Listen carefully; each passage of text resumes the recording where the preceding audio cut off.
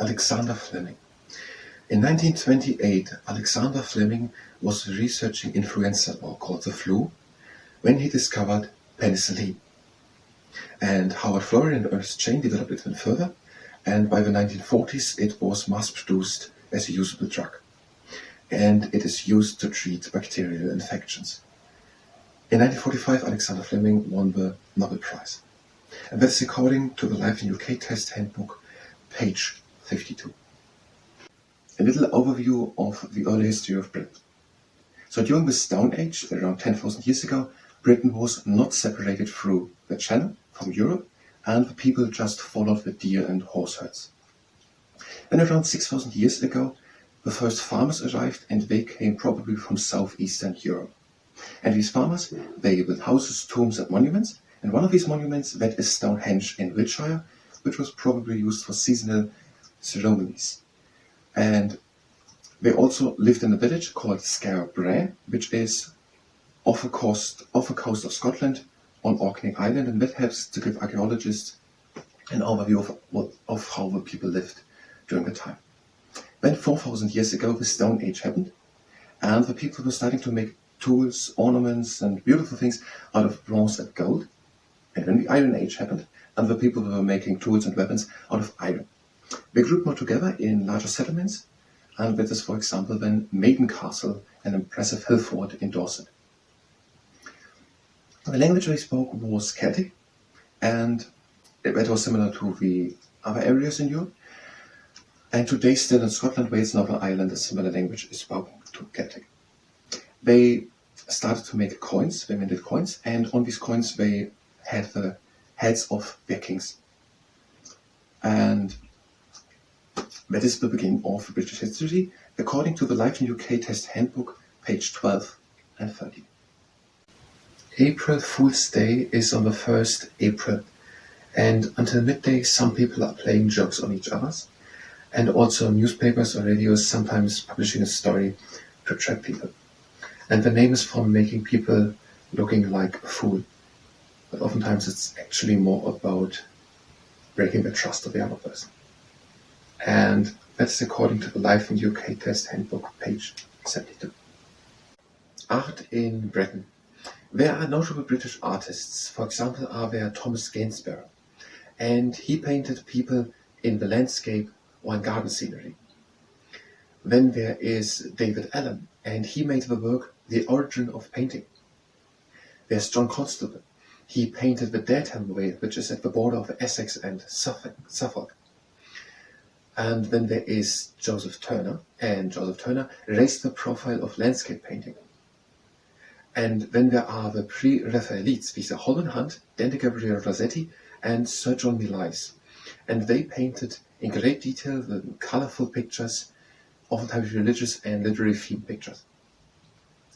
And then there are John Petts, he made stained glass and engravings. And there are also Sergeant Levery, he painted the royal family. And there are David Hockney, he was a part of a pop art movement in the 1960s. And Henry Moore, he made abstract figures out of bronze. And Lucien Freud, also an artist. There is the Joseph Turner Award, given out since 1984, named after Joseph Turner, a landscape painter who raised the profile of landscape painting. And there are every year four works shortlisted. They are then in the Tate Britain Museum showcased, and then one of them becomes a winner. And winners are, for example, Richard Wright and Damien Hirst. In the medieval times, most paintings and artworks in the United Kingdom were religious themed, and during the Protestant Reformation, lots of it got lost. But there were wealthy families who preserved some of these arts. And in the 16th and 17th century, there were people from abroad living in the United Kingdom and doing paintings. For example, Sir Anthony van Dyck or Hans Holbein. And in the 18th century, many British artists got famous. And there are galleries in the United Kingdom, their paintings are displayed. For example, the National Gallery, or the Scottish National Gallery, or the National Museum, or the Tate Britain and the Tate Modern. And that is according to the Life in the UK Test Handbook, page 82 and 83. Bank holidays in the United Kingdom are days when banks and many businesses have closed. And they are at the beginning of May, around the time of the turn of May to June, and in August. And that is according to the Life in the UK Test Handbook, page 73. Bonfire Night is on the 5th November, and it's celebrated in Britain with a lot of fireworks. In the year 1605, there was a Catholic group led by Guy Fawkes, who planned to detonate a bomb in the Houses of Parliament to kill the Protestant king. That attempt didn't happen, it was prevented, but on the 5th November that is celebrated with red fireworks. And that is according to the Life in the UK Test Handbook, page 72. In the year 1745, there happened that the Jacobites in Scotland tried again to put James or his children onto the throne in Britain. Jacobites were the people who wanted James II or his children on the throne in Britain, and the grandson of James II was it who they wanted to have back on the throne. His name, so the name of the grandson of James II, who was supported by the Jacobites in Scotland, was Charles Edward Stuart, or also called Bonnie Prince Charlie. So Bonnie Prince Charlie had the support of the Scottish clans, and there was an uprising, and also a big battle happened, the Battle of Culloden in 1746, where the clansmen lost. Bonnie Prince Charlie fled back to Europe, and the clans were punished in a way. So the chieftains of the clans became landlords, but only if they had the favour of the British king.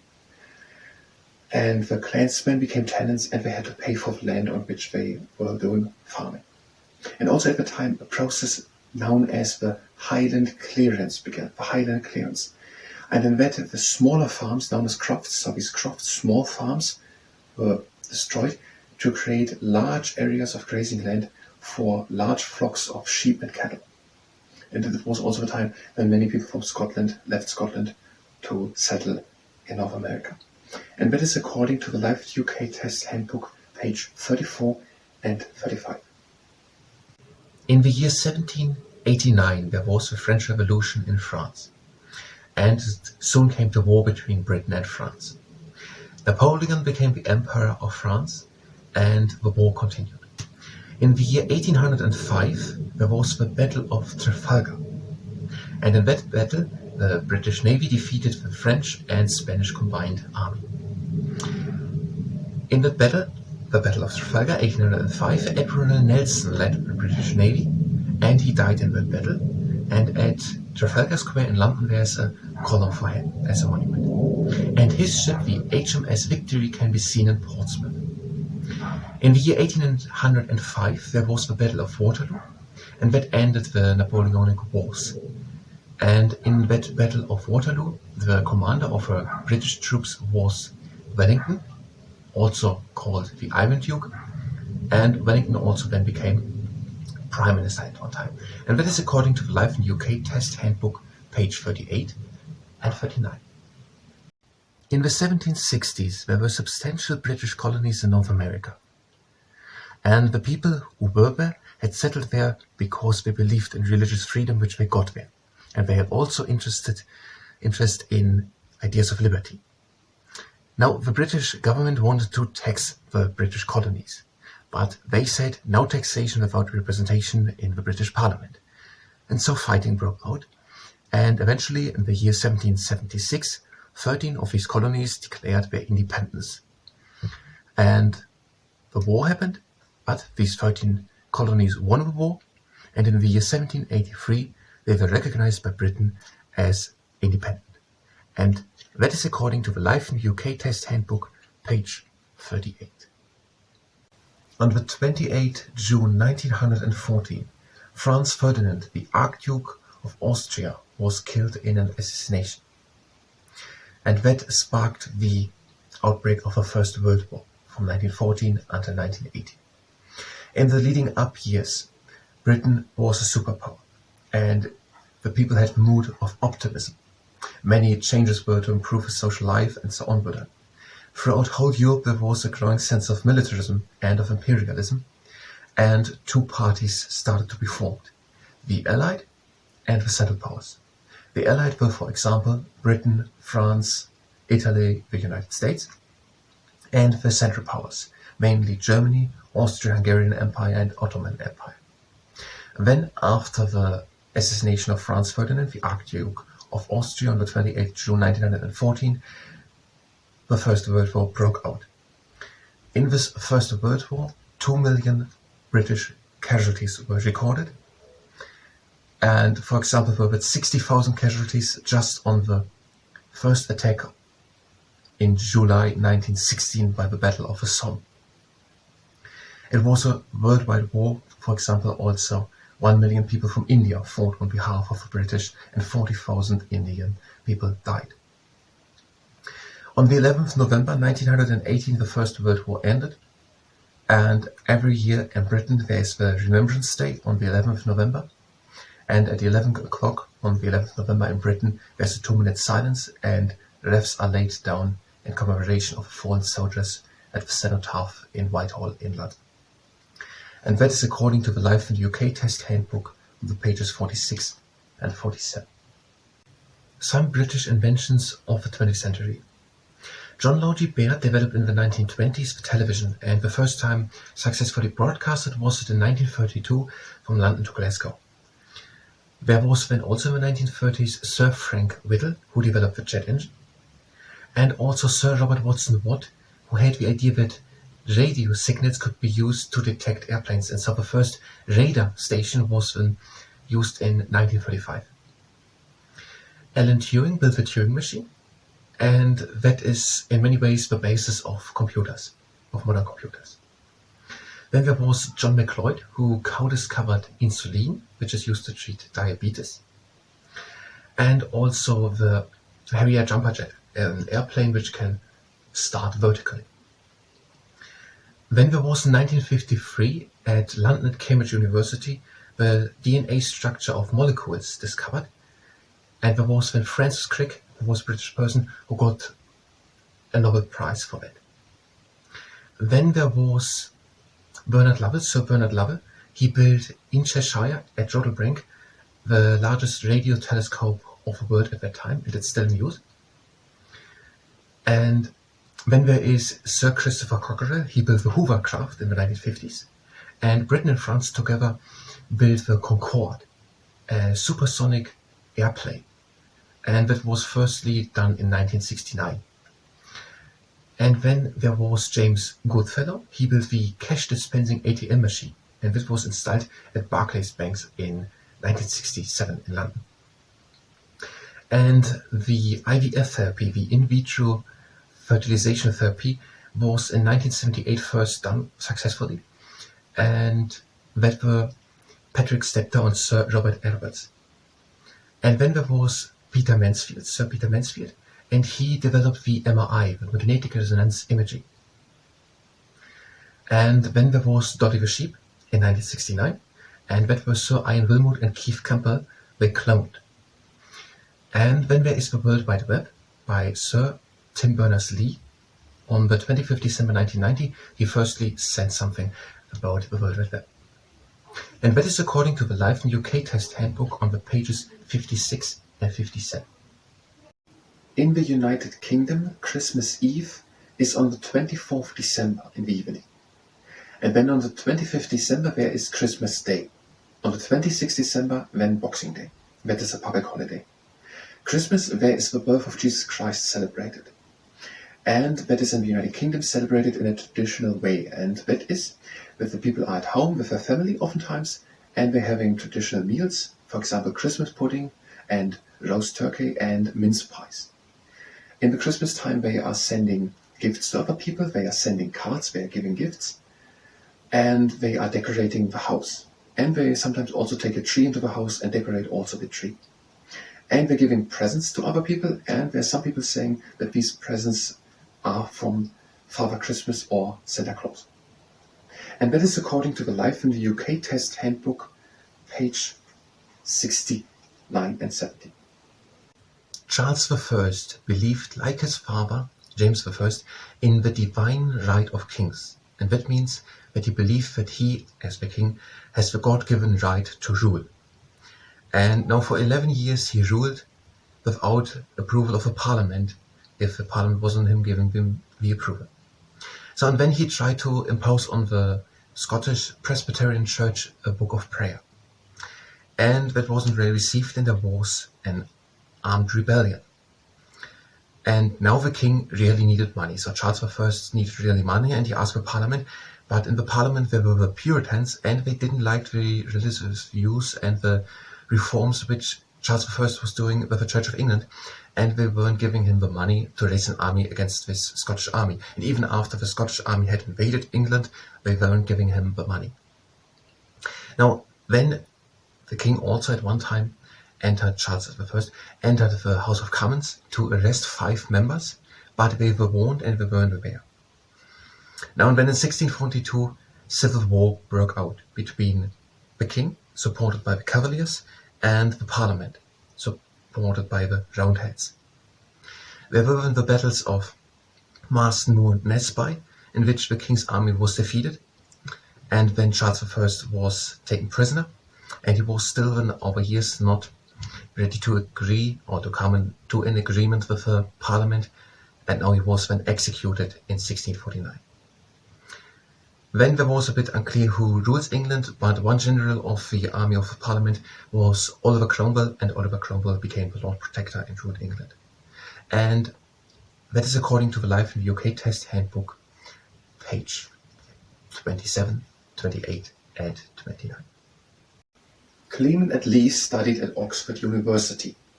After that he became a barrister, but he then gave it up to be a social worker in the East End of London. And he became then eventually a member of Parliament for the Labour Party. From 1940 until 1945, Winston Churchill was Prime Minister, and Clement Attlee was the Deputy Prime Minister. So from 1940 until 1945, Clement Attlee was the Deputy Prime Minister. Then in 1945, the people wanted more change. Already during the wartime, there were done reforms to the education system, but they wanted more change to create something like a welfare state, more social reforms. And so they voted a Labour government. Winston Churchill was a Conservative, Clement Attlee Labour. So now Clement Attlee became the new Prime Minister, which he was from 1945 until 1951. Already during the wartime, there was the Barrett Report commissioned, and in that there was William Barrett, and he wrote down 5 things which should be changed in the country or fought by the new government. Idleness, ignorance, squalor, want and disease. And that report said these 5 things should be fought. And that was when started to do. While Clement Attlee was Prime Minister, there was the Minister of Health, Henry Naibivan, and under him the National Health Service was established, the NHS, and that guaranteed for everyone for free, from the point of view, a minimum amount of healthcare. Also, an overall protection from the phrase cradle to the grave was introduced, so that everyone is protected from the cradle to the grave. And also things were nationalized, for example, the water, gas and electricity supply, or coal and steel and railway. And that is according to the Life in UK Test Handbook on the pages 52 and 53. Comedy in Britain. Already during the medieval times there were jesters, and these jesters were to the amusement of people there, to the monarchy and the nobility, making fun of people and telling jokes. And then there was William Shakespeare, and he included in his works sometimes comic characters. And then in the 18th century, satire became more and more popular. This satire was making fun of politicians, attacking them even with caricatures, and also the monarchy. And there were Morecambe and Wise. They were working in music halls, which is a specific type of variety theatre.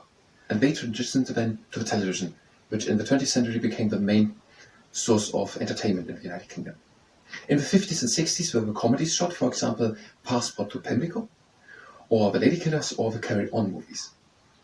Then in the television developed the situation comedies, sitcoms, and they are oftentimes set at workplace or in family situations. And they are funny, should they be. And then there were, in the 60s, for example, the show That was when we quit wars, and then also Spitting Image in the 80s and 90s. In 1969, Monty Python and the Flying Circus, they started to do comedy, a specific type of comedy, a progressive form of comedy.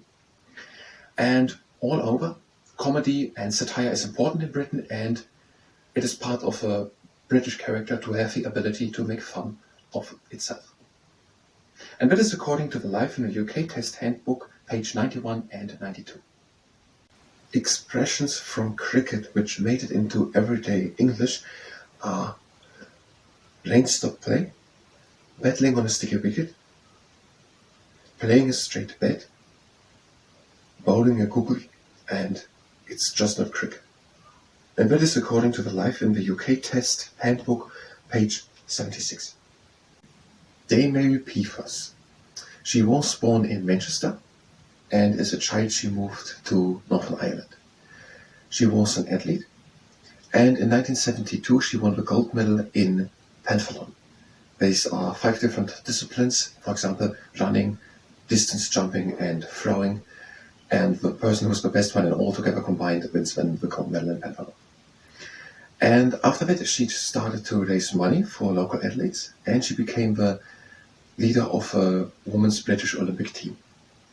She promotes tourism and sport activities for Northern Ireland, and in recognition of that work, she was in the year 2000 made a Dame, so Dame Mary Peevers. And that is according to the Life in UK Test Handbook, page 57. When and with what result was the Brexit? It was on the 23rd June 2016, and 51.9% voted to leave the European Union. And that is according to the Life in UK Test Handbook on the page 60. Designers and fashionists of Britain. For example, Thomas Chippendale. He made furniture in the 18th century. Or Clarice Cliff. She made art decorative ceramics. Or Sir Terence Condren. He made interior design.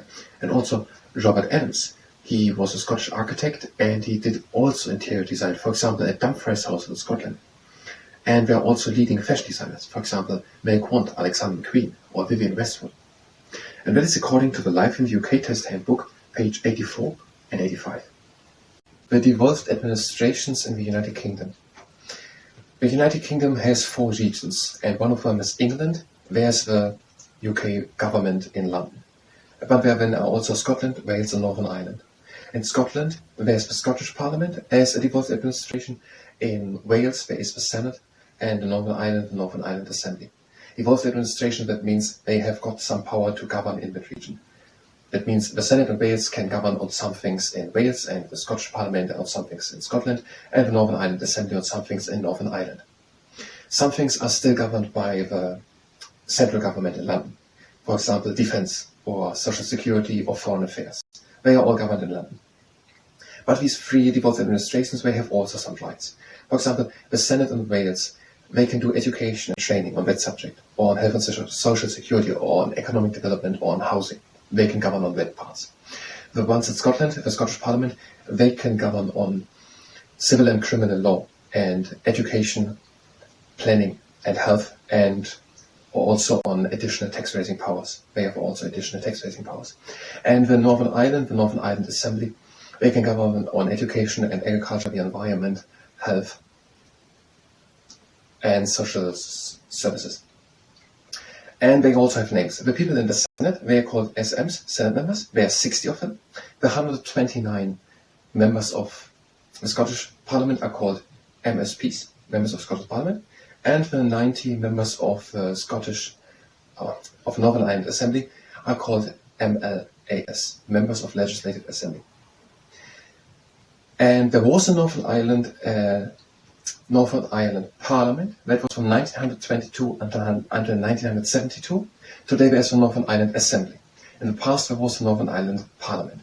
That was founded in 1922 with the Peace Treaty of 1922, which ended the guerrilla war. The Peace Treaty was in 1921, with the guerrilla war between Irish nationalists and the British ruling force.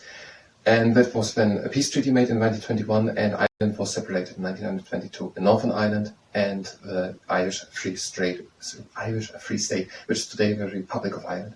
So in 1922, there was then the Northern Ireland Parliament done, and it lasted until 1972. In 1969, the Troubles started, and that was a conflict between people who wanted whole Ireland to be independent of Britain and other peoples who wanted to stay in Britain. So it wasn't suspended in 1972.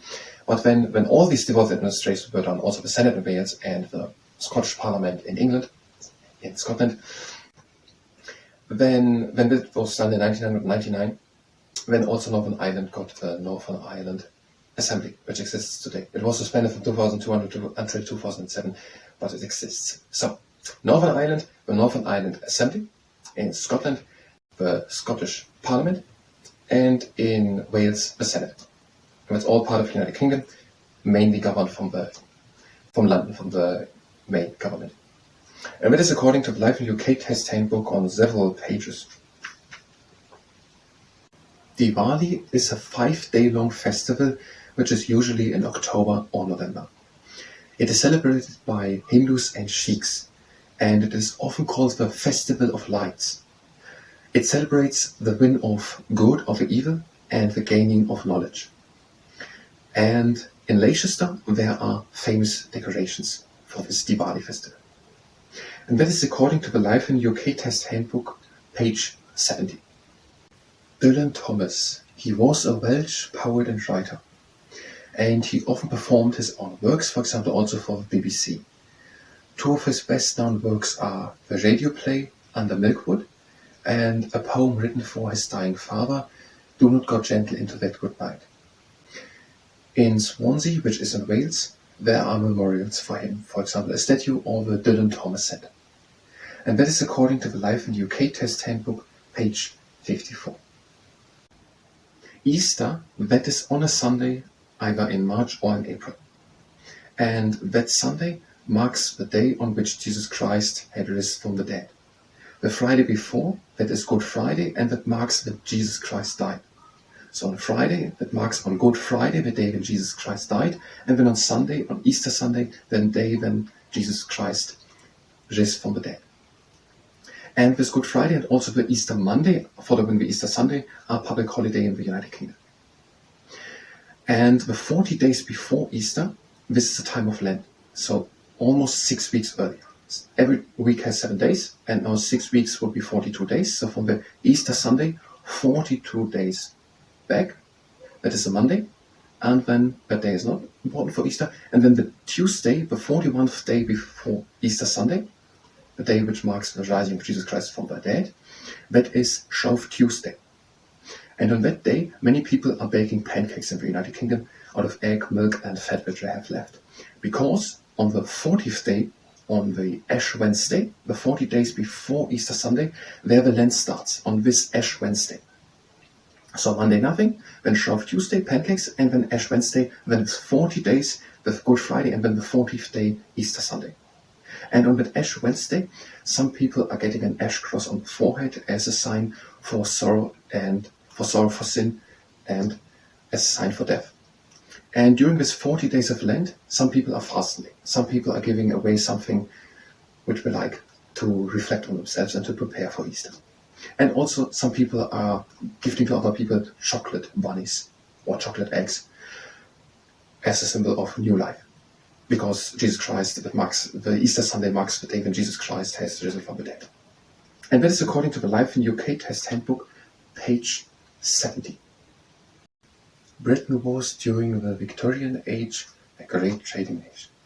They were exporting, for example, a lot of wool and importing a lot of stuff. And that was done through some government policies.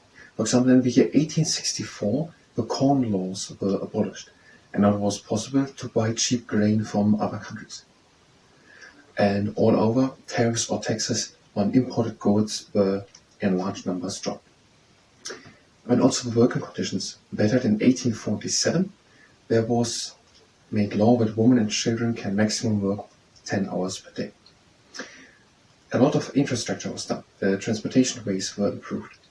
There were, for example, George and Robert Stephenson, who pioneered in the railway. And, for example, Great Western Railway was built from London westward.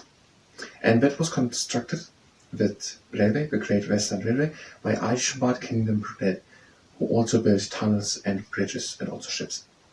And many of his bridges by Aishbad Kingdom Brunel are still standing. Then in the year 1855 there was a great exhibition in the Hyde Park, in the Crystal Palace, a huge building out of iron and glass, and where handmade goods and huge machinery were presented. And that is according to the Life in the UK Test Handbook, page 41 and 42. Eid Al Fitr. There's 1 month in the year when Muslims are fasting, called the Ramadan. And the last day of Ramadan, that is Eid Al Fitr. And on that day, Muslims are thanking Allah that Allah had given them the strength to complete the fast. And on that day are special services and also meals. And that is according to the Life in the UK Test Handbook, page 71. Eid al Adha is a festival, and it remembers to the time when Ibrahim was ordered by God to sacrifice his own son, which he was willing to do. And it remembers Muslims of their commitment to God. On that day, on that Eid al Adha, where an animal is killed and eaten, and written it has to be done by a professional. And that is according to the Life in the UK Test Handbook on the page 71. Emmeline Pankhurst, born in the year 1858, founded in the year 1889 the Women's Franchise League, and in the year 1903 the Women's Social and Political Union. In the United Kingdom most people couldn't vote, and when the Reform Act in the year 1832 happened, so decades before Emmeline Pankhurst was born, and with that Reform Act of 1832 more people could vote, but still most people couldn't vote. There was a second Reform Act in the year 1867, so when Emmeline Pankhurst was just a child. And with that more people could vote, but still no woman at all. Then in the year 1889, Emmeline Pankhurst founded the Women's Franchise League, and that fought for the right of married women to vote in local elections. And then in the year 1903, she helped to found the Women's Social and Political Union, WSUP. And they were the first group called the Suffragettes. They campaigned and protested for the right of women to vote. And they did it, for example, also with civil disobedience. They chained themselves to railways, they went into a hunger strike, and the Pankhurst did it, for example, and they also committed arson. And then in the year 1918, women above the age of 30 got the right to vote, and then finally, the same as men in the year 1928, with the age of 21 and above. So, in the year 1928, from that date on, women could vote the same way as men could do from the age of 21 and above. And that is according to the Life in UK Test Handbook, page 33 and 44. In the year 1832, there was the Reform Act in the United Kingdom. And with that Reform Act of 1832, many more people could vote. That new Reform Act 1832 abolished the old rotten boroughs and pocket boroughs. So these were constituencies, some areas, some in Britain, in which just one wealthy family could vote because they had to have a large amount of property to vote. But still, after this Reform Act of 1832, most people couldn't vote. And there were then the Chartists in the 1830s and 40s who campaigned that every man in every region could every year vote secretly and also get voted for.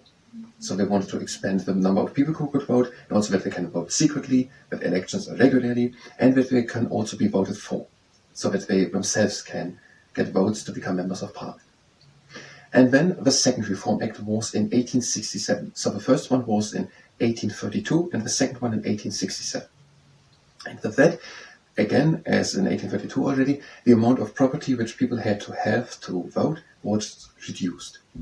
And now many more people could vote. But women still couldn't vote, and there was then a lot of campaigning and demonstrating that women also have the right, and these people were called, or are called, the suffragettes.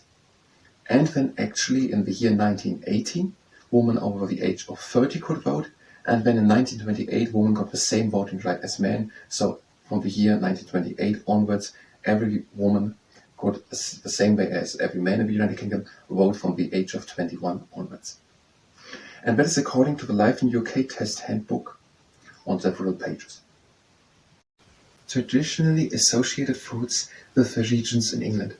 So for example, England. Traditionally associated with England is fish and chips. And also something else, that is beef, roast beef together with vegetables and potato and Yorkshire puddings.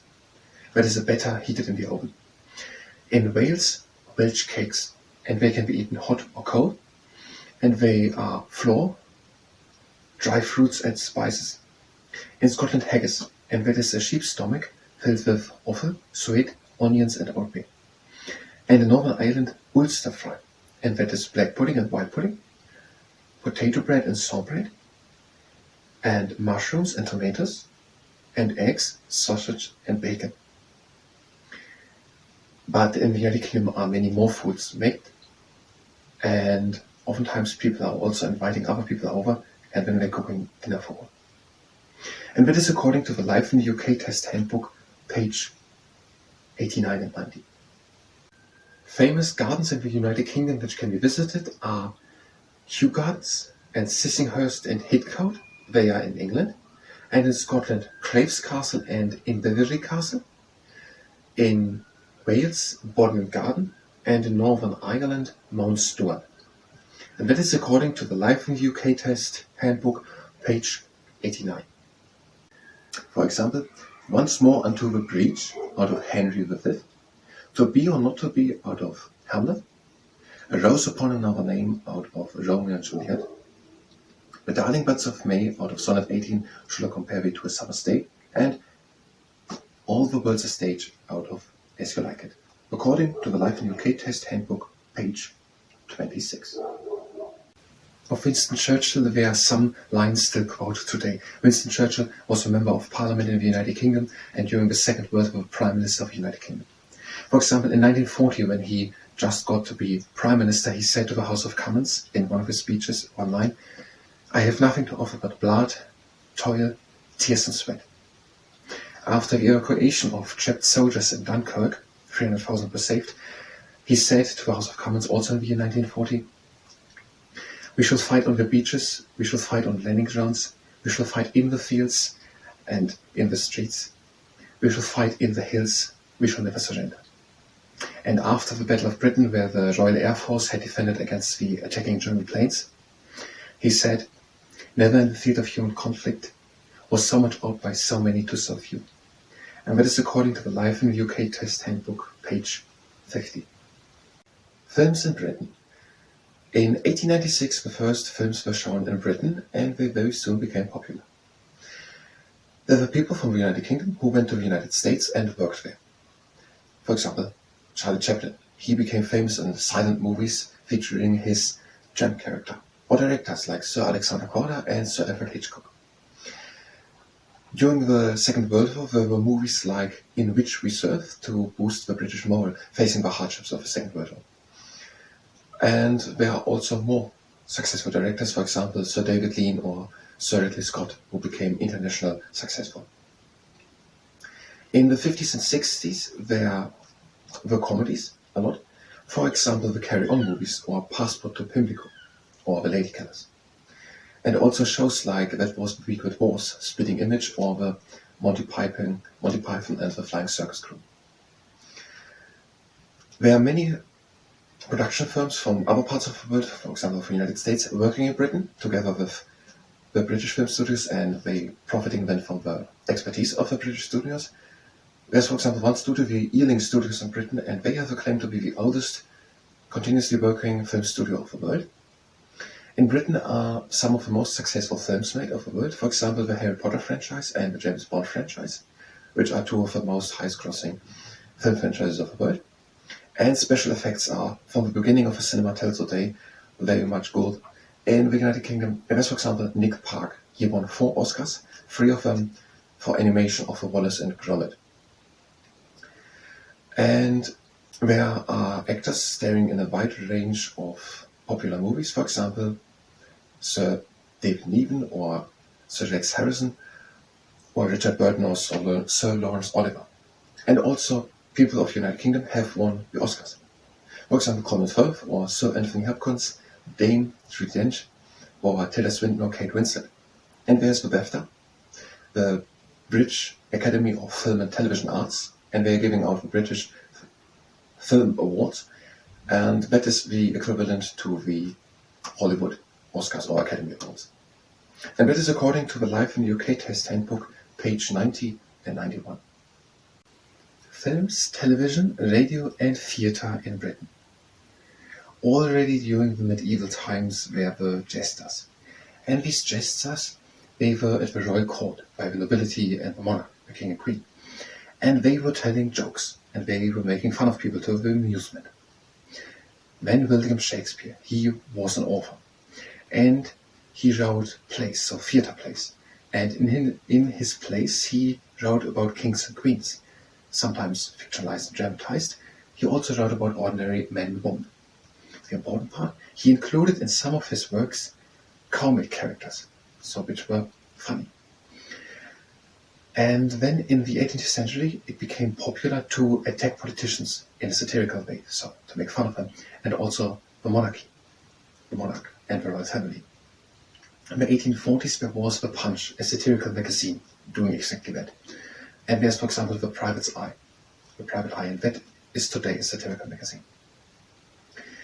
During the 19th century, so 1800 something, there were Gilbert and Sullivan, and they were writing also comic operas, for example, HMS Pinafore, or The Pirates of Penzance, or The Mikado.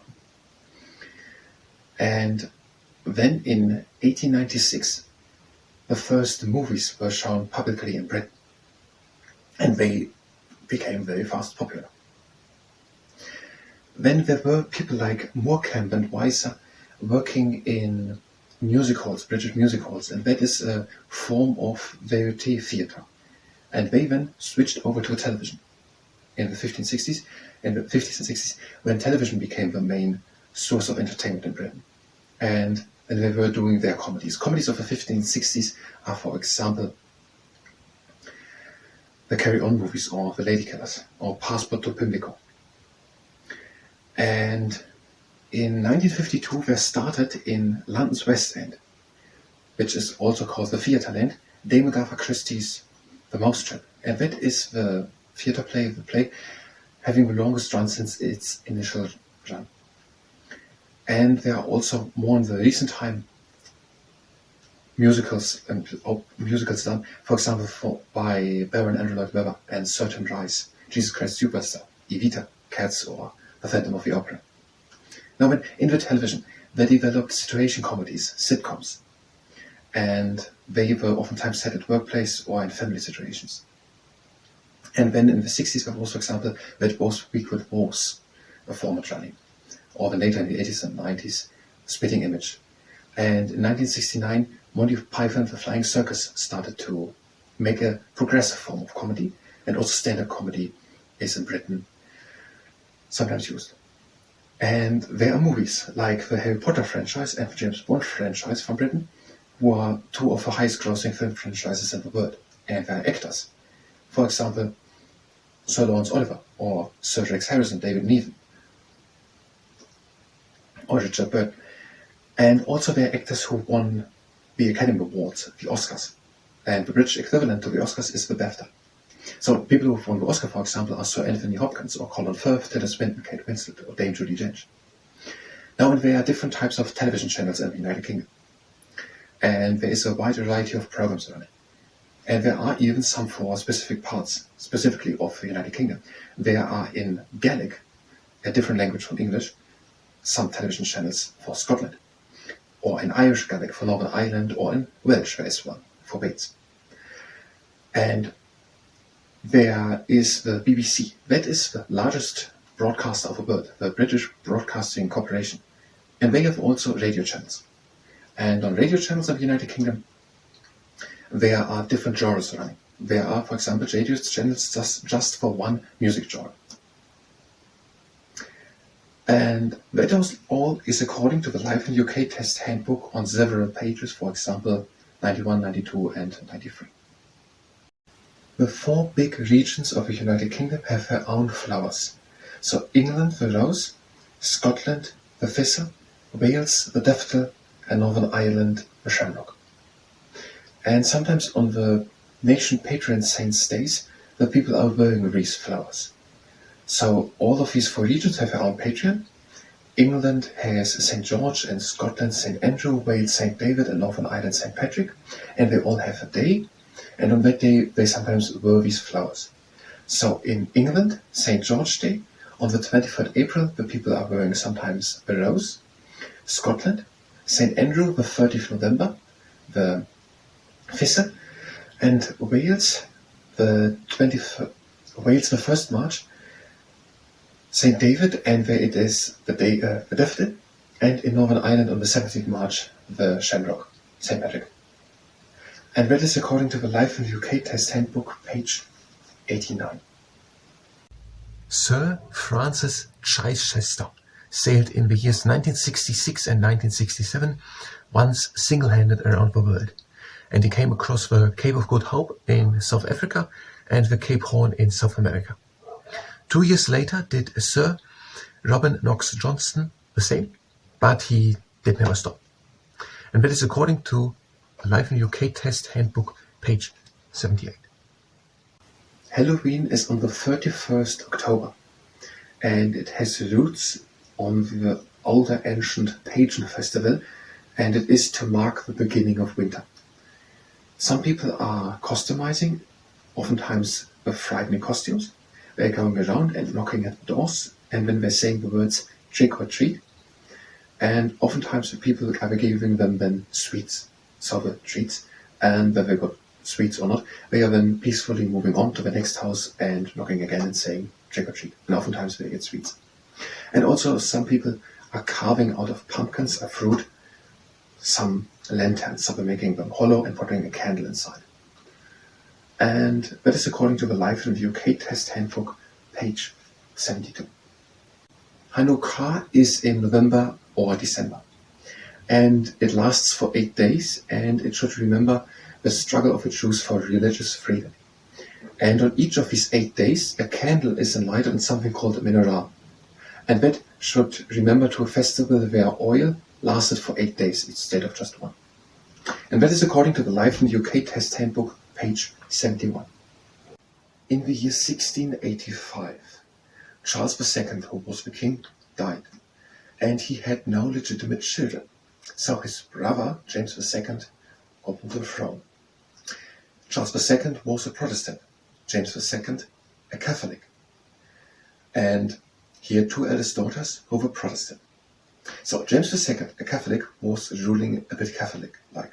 He favored Catholics, and he let bishops of the Protestantistic Church of England arrest, and he allowed Catholic people to become army officers. The people accepted that because they thought after him, one of his 2 daughters, the oldest one Mary, would become queen, and his daughters were Protestantistic. So they thought just for intermediate time there would be a Catholic king with James II. But the wife of James II got a son, and now it wasn't clear anymore if the next king might be at the end a Catholic, and the whole country got be recatholicized. And so the Glorious Revolution happened, and in 1688 they invited William of Orange to invade England. William of Orange was the king of the Netherlands, and he could just invade without any fighting because the eldest daughter, Mary, who was a Protestant, did let him in, and they 2 were married. So the eldest daughter, a Protestantic, of James II was married to William of Orange. The people invited William of Orange in, and they then started to rule together without any fighting. So William of Orange ruled together, the king of the Netherlands, with Mary, the eldest daughter of James II, also Protestantistic. James II fled to Europe. And that's according to the Life in the UK Test Handbook, page 30. In the year 1603, Queen Elizabeth I died, and she had no children. So her heir became James VI of Scotland. There wasn't before a James on the throne in England, so he was simultaneously James VI of Scotland and James I of England. Both countries remained separate countries. During the time of James I, James VI reigns, so it's the same person, James VI, James I, there was the King James Bible introduced, and that Bible, it wasn't the first one, but it is written in English, is still used by many Protestant churches today. Now there was a lot of rebellion in Ireland against the Protestant rule of Queen Elizabeth I and also of James I. And the government in London encouraged people to settle in the northern part of Ireland in Ulster, and these settlements were called plantations, and also companies based in London had given land from Ireland. And James I continued this policy, and also in other areas of Ireland land was given. James I, as well as his son, Charles I, believed in the divine rights of kings. That means that they believed that they had a God-given right to rule, and that led to disagreements with the parliament. By Charles I then, that led to the civil wars. And that is according to the Life in the UK Test Handbook, page 27 and 28. There are several landmarks in the UK. For example, 3 are here in London. And that's, for example, the Big Ben, also called the Elizabeth Tower. It's a big tower with a clock and a big bell inside of it, next to the Houses of Parliament. Another thing in London is the Tower of London. And there are the Yemen Warders, or the Beef Eaters also called, and they are touring tourists through it. It was firstly built after the Norman Conquest in 1066. And the third thing in London is the London Eye, a Ferris wheel.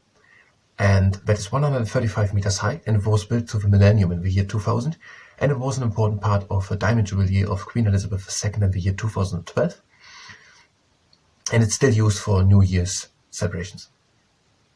Then there is, for example, in the southwest of England, in Cornwall, there is the Eden Project, and these are biomes, these are greenhouses in the form of eggshells, and inside of them there are different temperatures, so that inside of them different types of plants from all over the world can grow.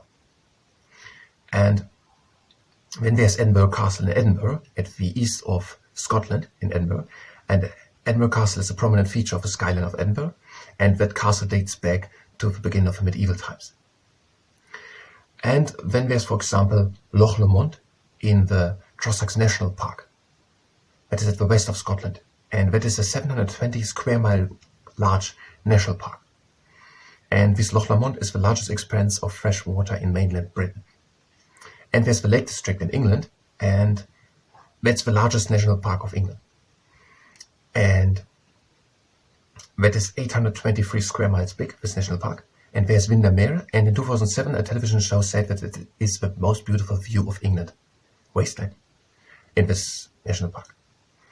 And then there is, for example, Snowdonia. Snowdonia is in the north of Wales, and there is a big mountain, Snowdon. And then there's another thing, that's the Giant's Causeway. That is at the northeast of Northern Ireland, and that is 50 million years old volcanic lava. There are different legends how thing it is. In the United Kingdom, there are 15 national parks, and there are a lot of footpaths on which people can hike and walk. In many cities and towns of the United Kingdom, there are museums, smaller community museums, but also big national museums.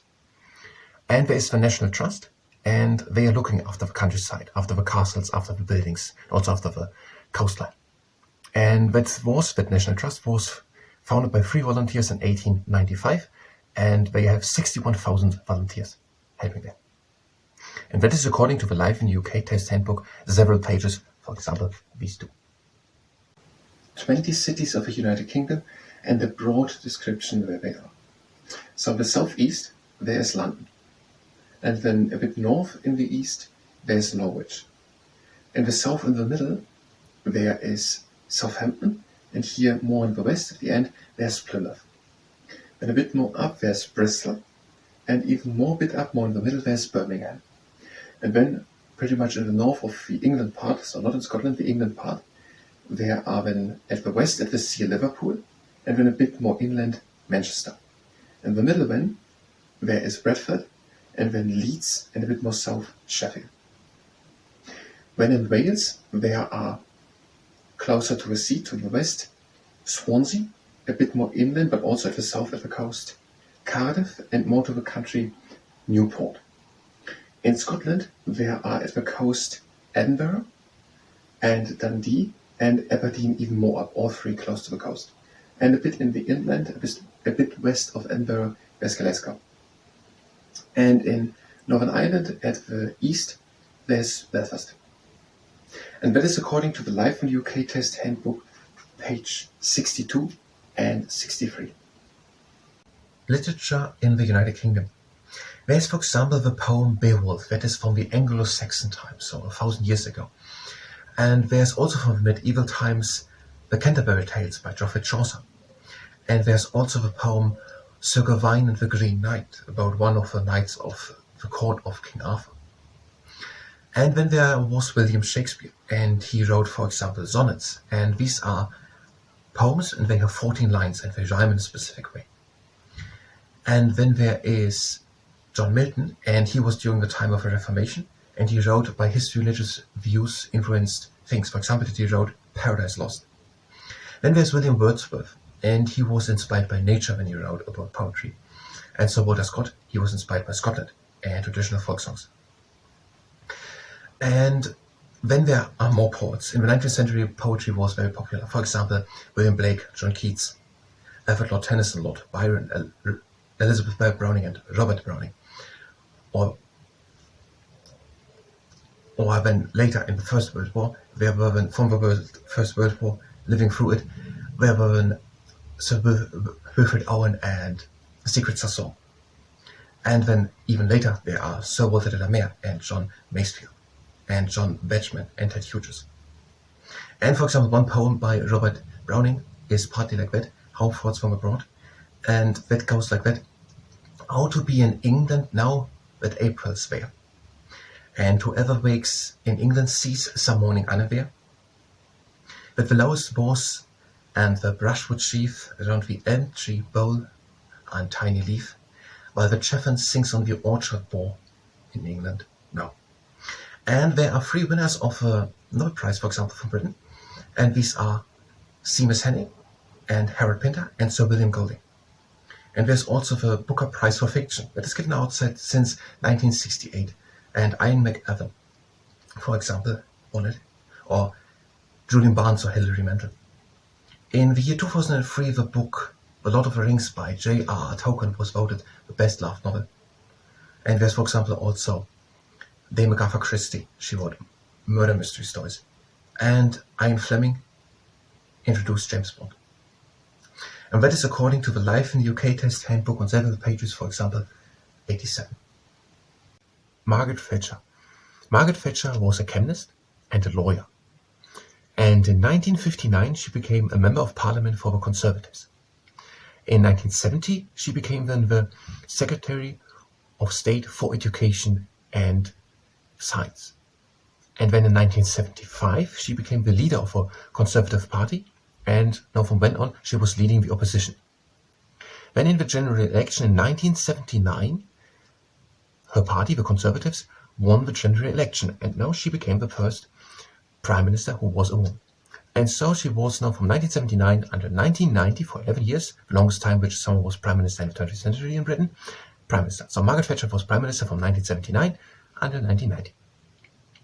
She worked closely together with Ronald Reagan, the US-American president at the time, and she welcomed and recognized the changes in the Soviet Union, which then led to the end of the Cold War.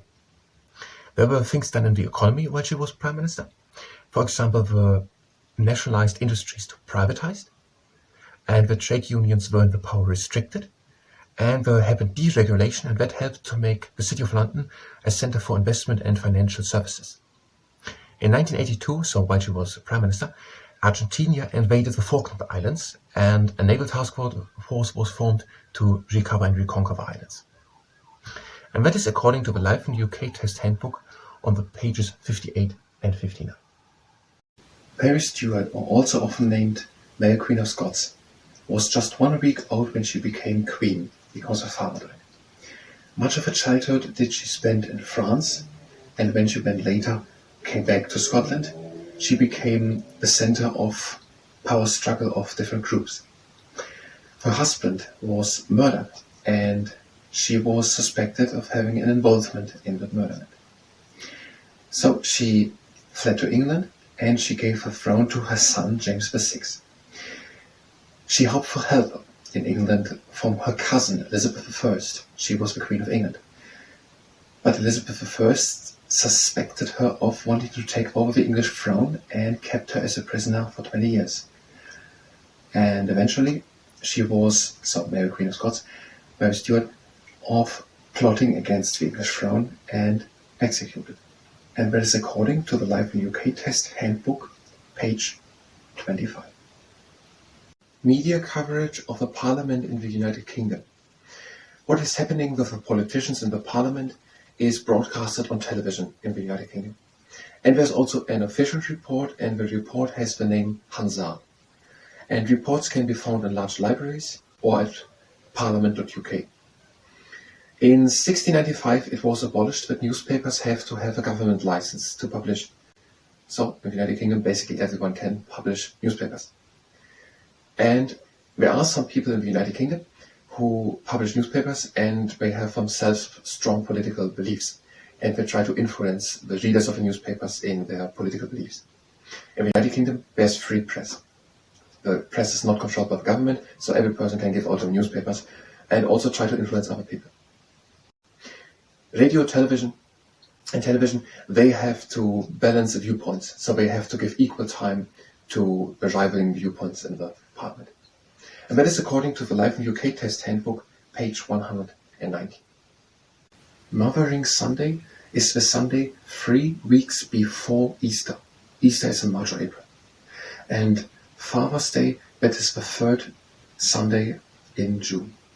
And on both days, some children are sending their father or their mother little cards with nice messages. And that is according to the Life in UK Test Handbook, page 72. Sir Isaac Newton, he studied at Cambridge, and his most famous work is Philosophia Naturalis Principia Mathematica, Mathematical Principles of Natural Philosophy, and that was about gravity and how it applies to the whole universe. He also discovered that light has not just the color of light, but that it is composed out of multiple different colors. And his ideas are still important for the world today. And he was a member of the Royal Society, which was formed by Charles II. Sir Isaac Newton, born in Lincolnshire in England, 1643-1727. And that is according to the Life in UK Test Handbook, page 30 and 31. Music in Britain. There are, for example, some composers. There's, for example, Henry Purcell, and he wrote church music and also operas. And he was the organist at Westminster Abbey. His music was and is influential. There is George Friedrich Handel. He was German-born, but in 1727 he became a British citizen.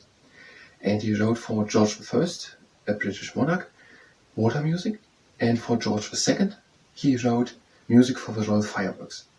And he also wrote Messiah, which is an oratorio oftentimes sung at Easter.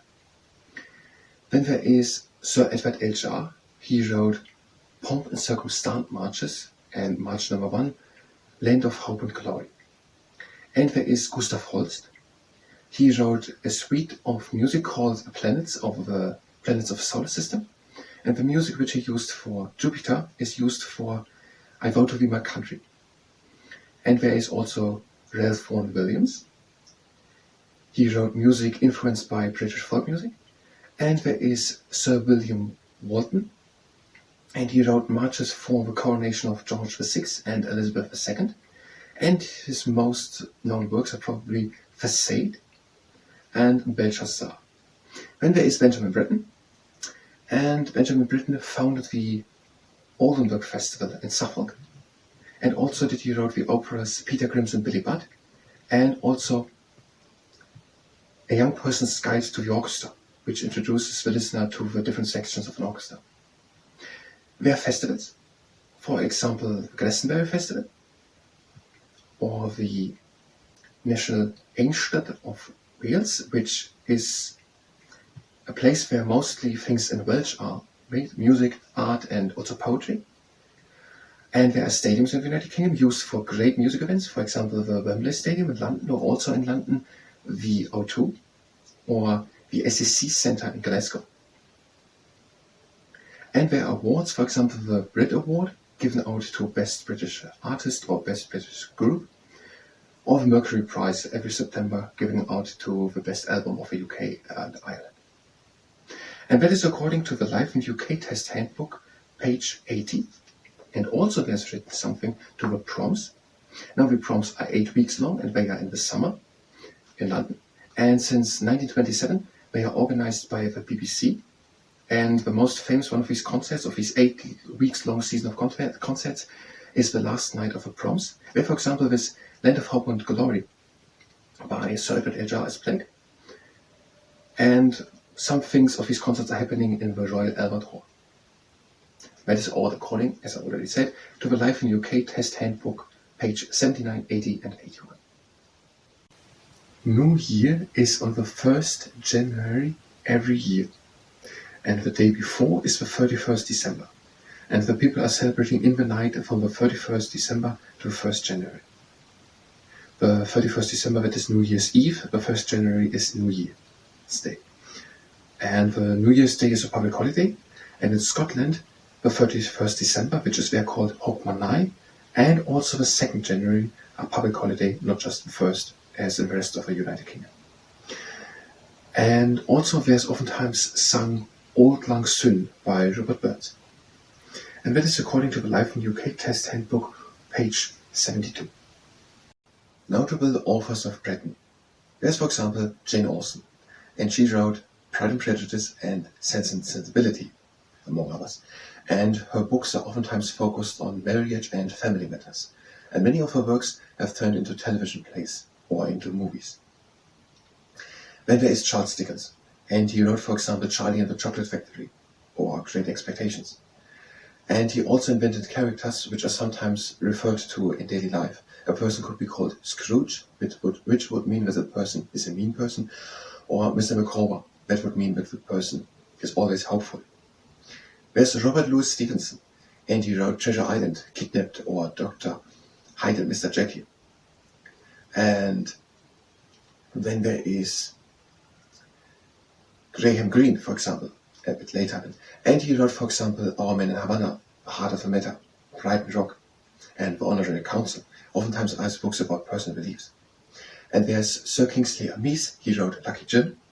And there's Sir Arthur Conan Doyle, he invented Sherlock Holmes, one of the first fictional detectives.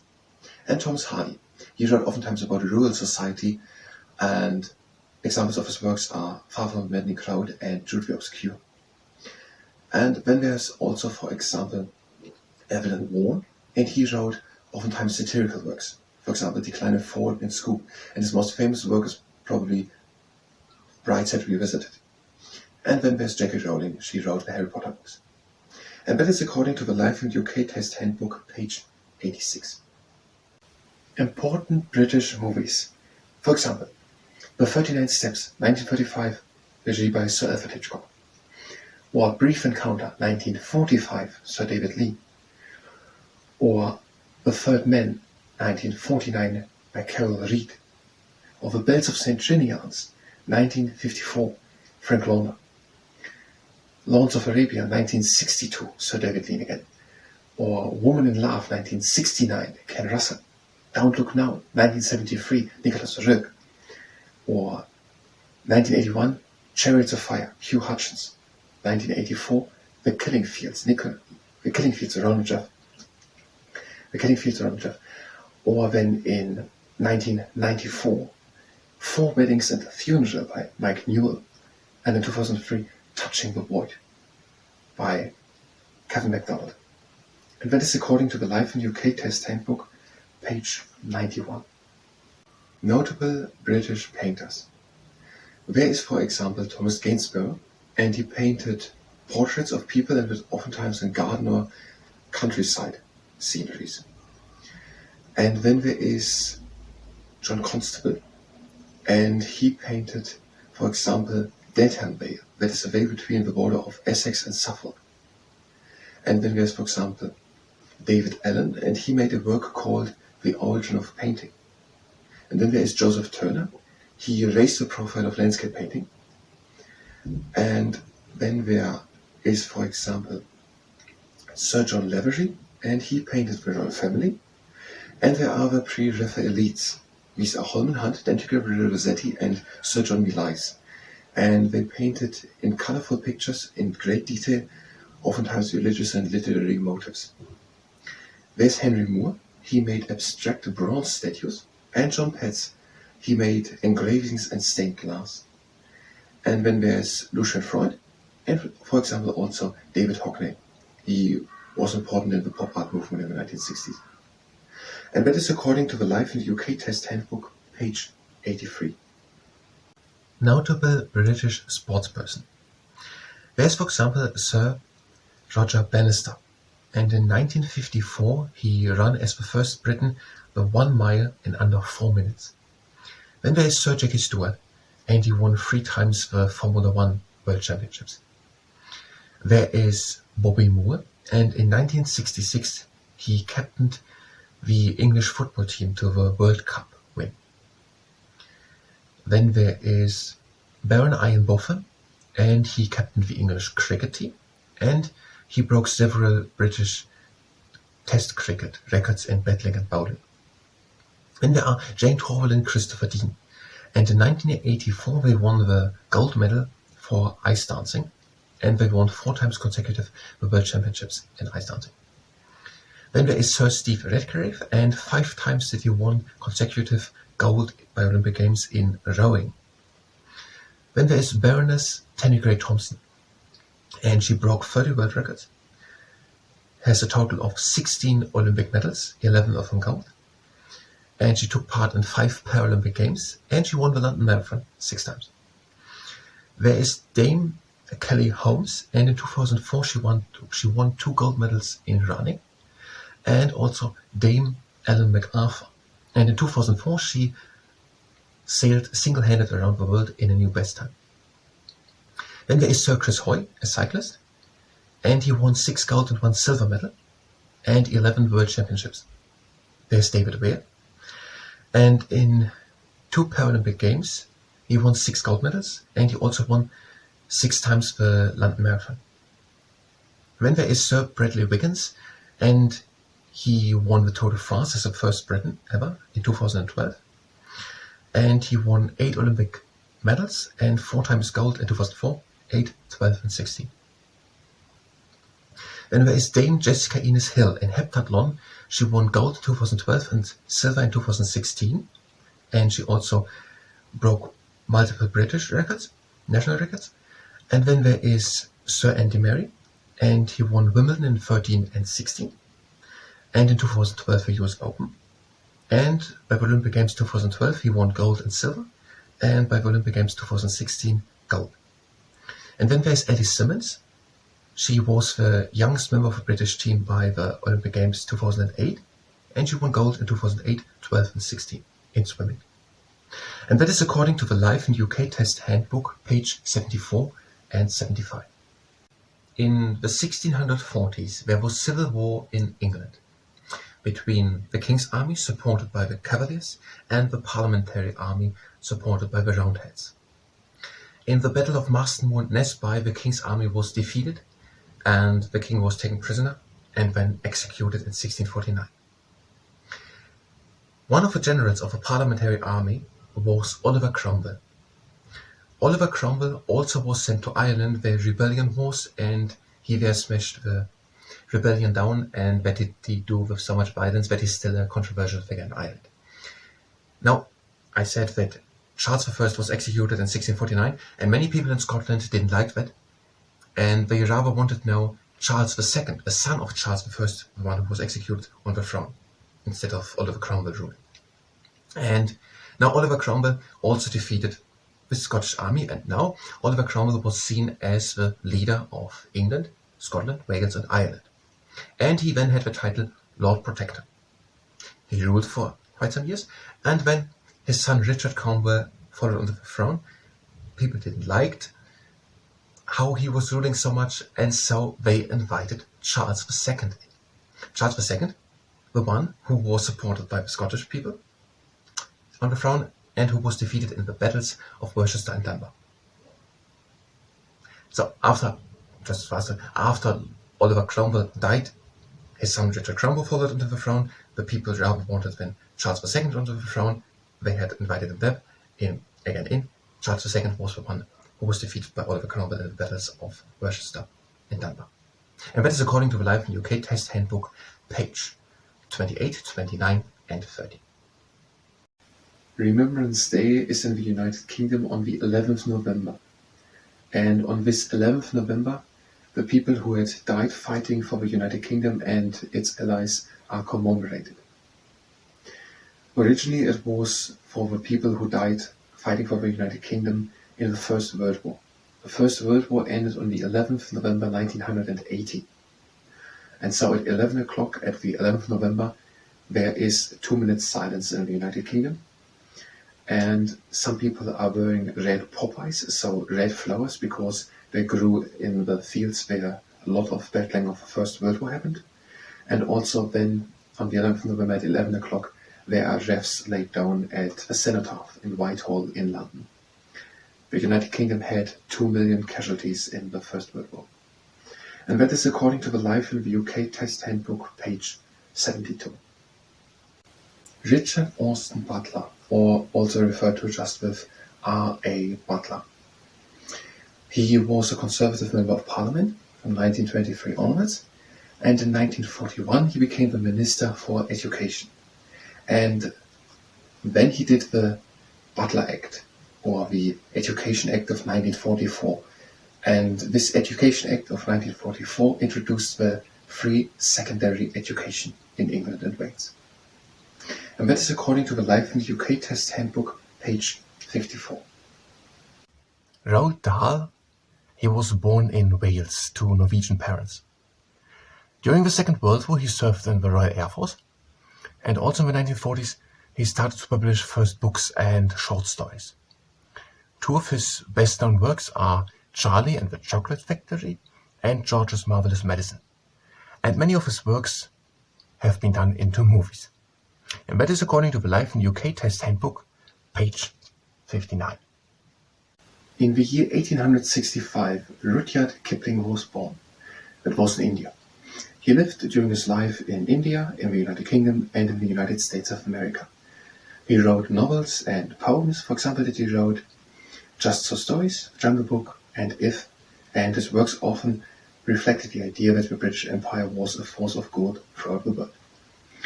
And one of his poems, If, that is, for example, about that people should try to be patient and calm, even if the other ones around them are not. And, for example, advises this poem, If, that people should not try to pretend to be something better than other people or to return hatred. And that is what is written here to Rudyard Kipling in the Life in UK Test Handbook on the page 45. Seyyid Muhammad. In 1810, he opened a Hindustan coffee house in George Street, London. And also together with his wife, he opened a saloon for head massage.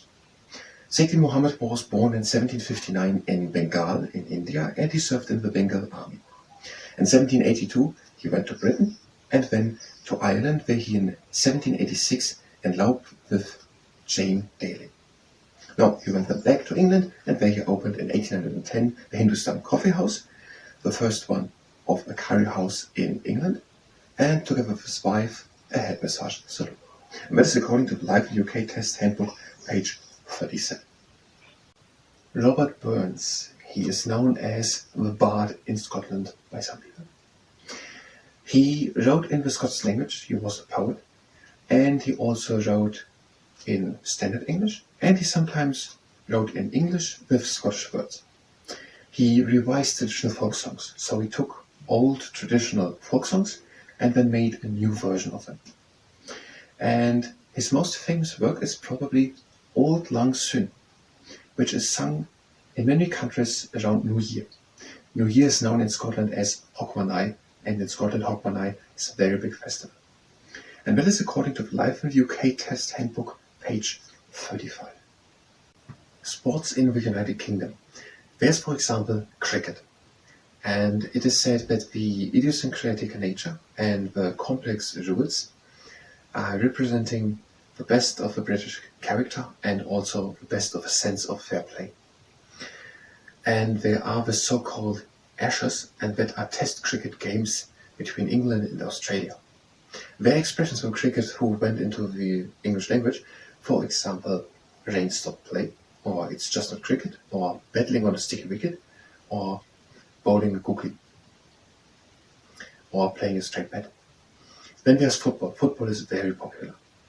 And many towns and cities have their own football team, and many people are taking great pride in their own football team. That can cause rivalry. There is the Premier League, the English Premier League, and that is watched by many people also all around the world, and also players from all around the world are playing in the English Premier League. And also teams of the United Kingdom are playing in other tournaments. For example, the World Cup, which England won in 1966. It was hosted in the United Kingdom. And then there is horse racing, for example. Horse racing, there are tournaments, for example, or racings. There is the Royal Ascot, that is in Berkshire, and it is attended by the royal family.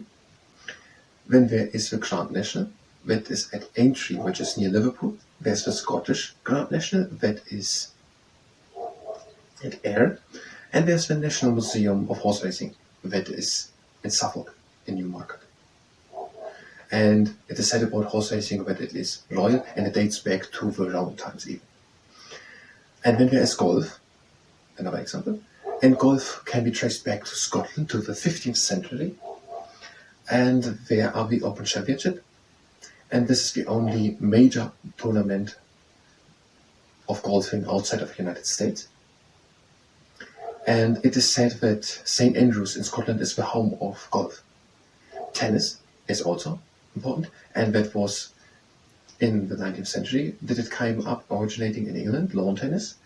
And the first tennis club was formed in Leamington Spa in 1872 of the world. And the oldest tournament of the world are the Wimbledon Championships. And they are at the All England Tennis and Croquet Club. And it is the only Grand Slam which is played on grass.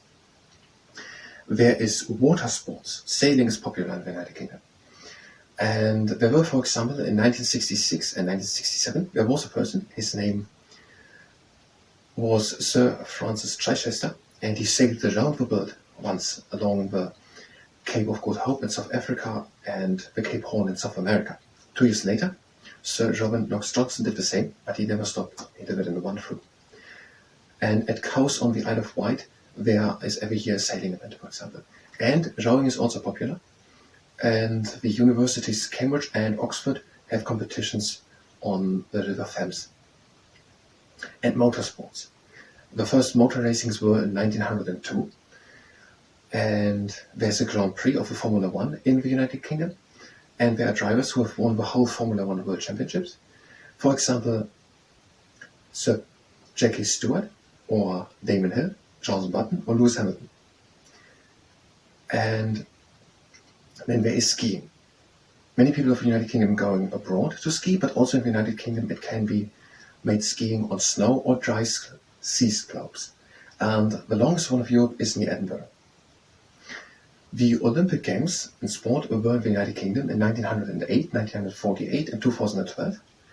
And also the Paralympics were in 2012 in the United Kingdom.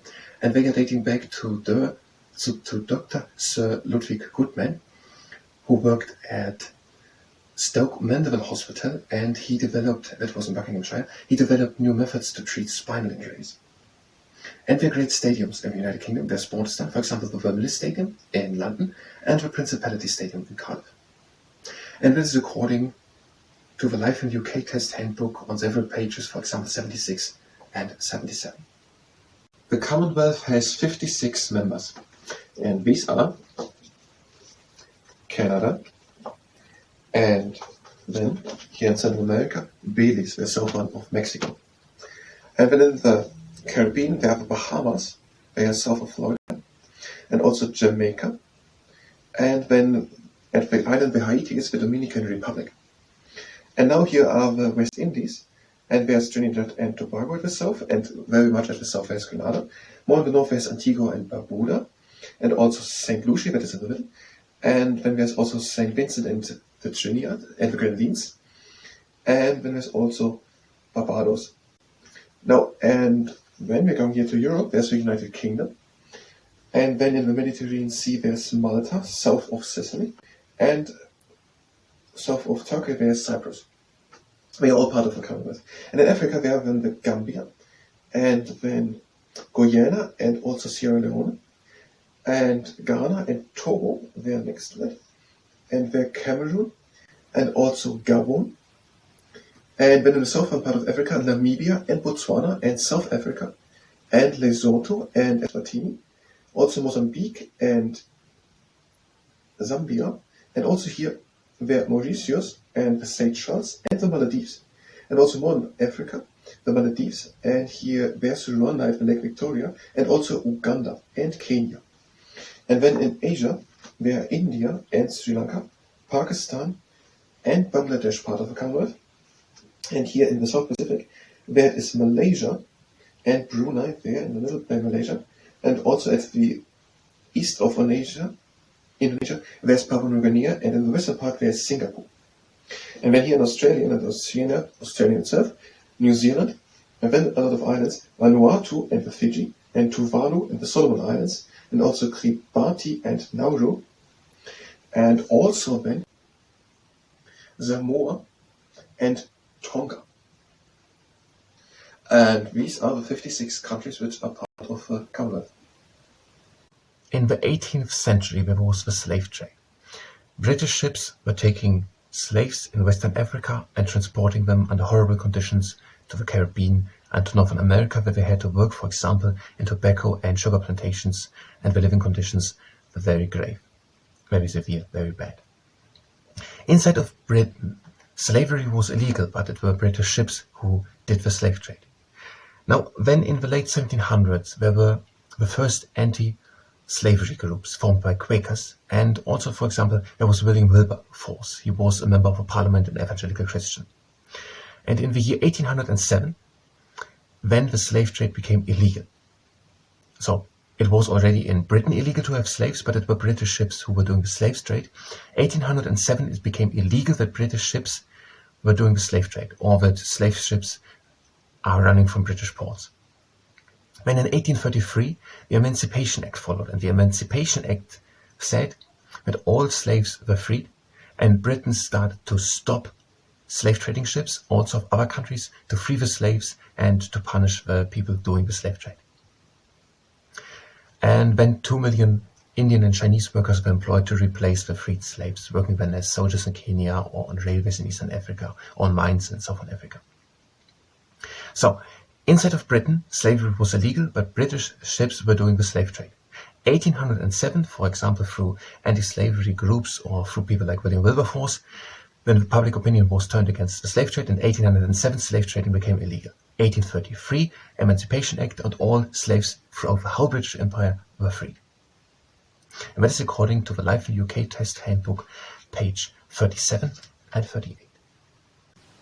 In the 19th century, there were some laws discriminating women in the United Kingdom.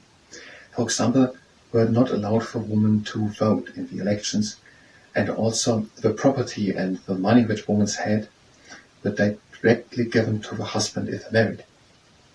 And now there happened 4 things basically. 2. The first one was the Reform Act of 1870 and the Reform Act of 1882. These two gave women the right to keep their own property if they married, and also gave them the right to keep their own earning which they had earned in their working. And then the next two, they basically also all belong together, these two. It was 1918 and 1928, where in 2 steps women got the voting right. 1918, women over the age of 30 got the right to vote, and then 1928, the same as all men, from the age of 21 onwards. And that is according to the Life in the UK Test Handbook, page 44. In the year 707, Queen Anne was on the throne in Britain, and it was clear that she had no surviving children. So the Act of Union was done, and with that, Scotland and England came together to be one country, and it became the Kingdom of Great Britain, Wales, England and Scotland. So, in the year 707, with the Act of Union, or known in Scotland as the Treaty of Union, Scotland and England and Wales came together to be one country, the Kingdom of Great Britain. Scotland was no longer an independent country, but it kept its own legal and educational system and also its own Presbyterian church. And that is according to the Life in the UK Test Handbook, page 34. The Act of Union of 1800. Ireland was ruled already by monarchs of Britain since Henry VIII, so since 1500 something. But now in the year 1800 there was done the Act of Union of 1800, and with that Ireland became part of altogether, and it was now called United Kingdom of Great Britain and Ireland. So the United Kingdom of Great Britain and Ireland was then established with the Act of Union of 1800. That were now England, Wales, Scotland and Ireland. And they got a flag, and that flag was the Union flag, or also known as the Union Jack. And England has a red cross in front of the white background, Scotland has a diagonal white cross in front of a blue background, and Ireland has a diagonal red cross in front of a white background. And they all three went together, make up then the Union flag. And that is according to the Life in the UK Test Handbook, page 40. After the Romans had left Britain in 410, other people invaded, the Utes, the Angles and the Saxons. And there were battles fought, but around the year 600, many Anglo-Saxon kingdoms were established in England, not so in Wales and Scotland. And the language which these Anglo-Saxons spoke is the language on which the modern-day English is based. One of these Anglo-Saxon kings is buried in Sutton Hoo, which is in Suffolk, and he was buried with armor and treasure in a wooden ship with then a mound of earth over it. And these Anglo-Saxons were not Christians, but it is also the time when missionaries came from Ireland and preached Christianity. For example, St. Patrick, and he would become the patron saint of Ireland, or St. Columba, and he founded a monastery on the island Iona off the coast of Scotland. And someone else, St. Augustine, he led missionaries from Rome and also to preach Christianity. And St. Augustine was then the first Archbishop of Canterbury, according to the Life in UK Test Handbook, page 14 and 15. In 1939, Nazi Germany had started to attack its neighboring countries. And in the summer of 1940, there was the Battle of Britain. The Royal Air Force of the United Kingdom was defending the United Kingdom against the attacking German planes. The Royal Air Force had, for example, the planes Spitfire and Hurricane. Britain won the Battle of Britain, but Germany continued in the following years to bomb in something called the Blitz areas of Britain, for example, the East End of London and Coventry. But despite this large amount of destruction following the Blitz and following years after the Battle of Britain, Britain pulled together, and there's also the phrase then arisen, the Blitz spirit, which is used to describe when Britons are pulling together. Nazi Germany was then defeated in the following years by all the surrounding countries, by the Allied forces, the Soviet Union, the United States, the United Kingdom, and France, and completely defeated. And that is mostly according to the Life in UK Test Handbook, page 49. The Bill of Rights, it was in the year 1689. So the Bill of Rights said what power the Parliament has, and it limited the rights of the monarch. For example, from now on, through the Bill of Rights, the monarch had to ask every year for new money from the Parliament to fund the army and the navy. And also during the time, the king or the monarch became more reliant on advisors and ministers, because now he needed the approval of the Parliament.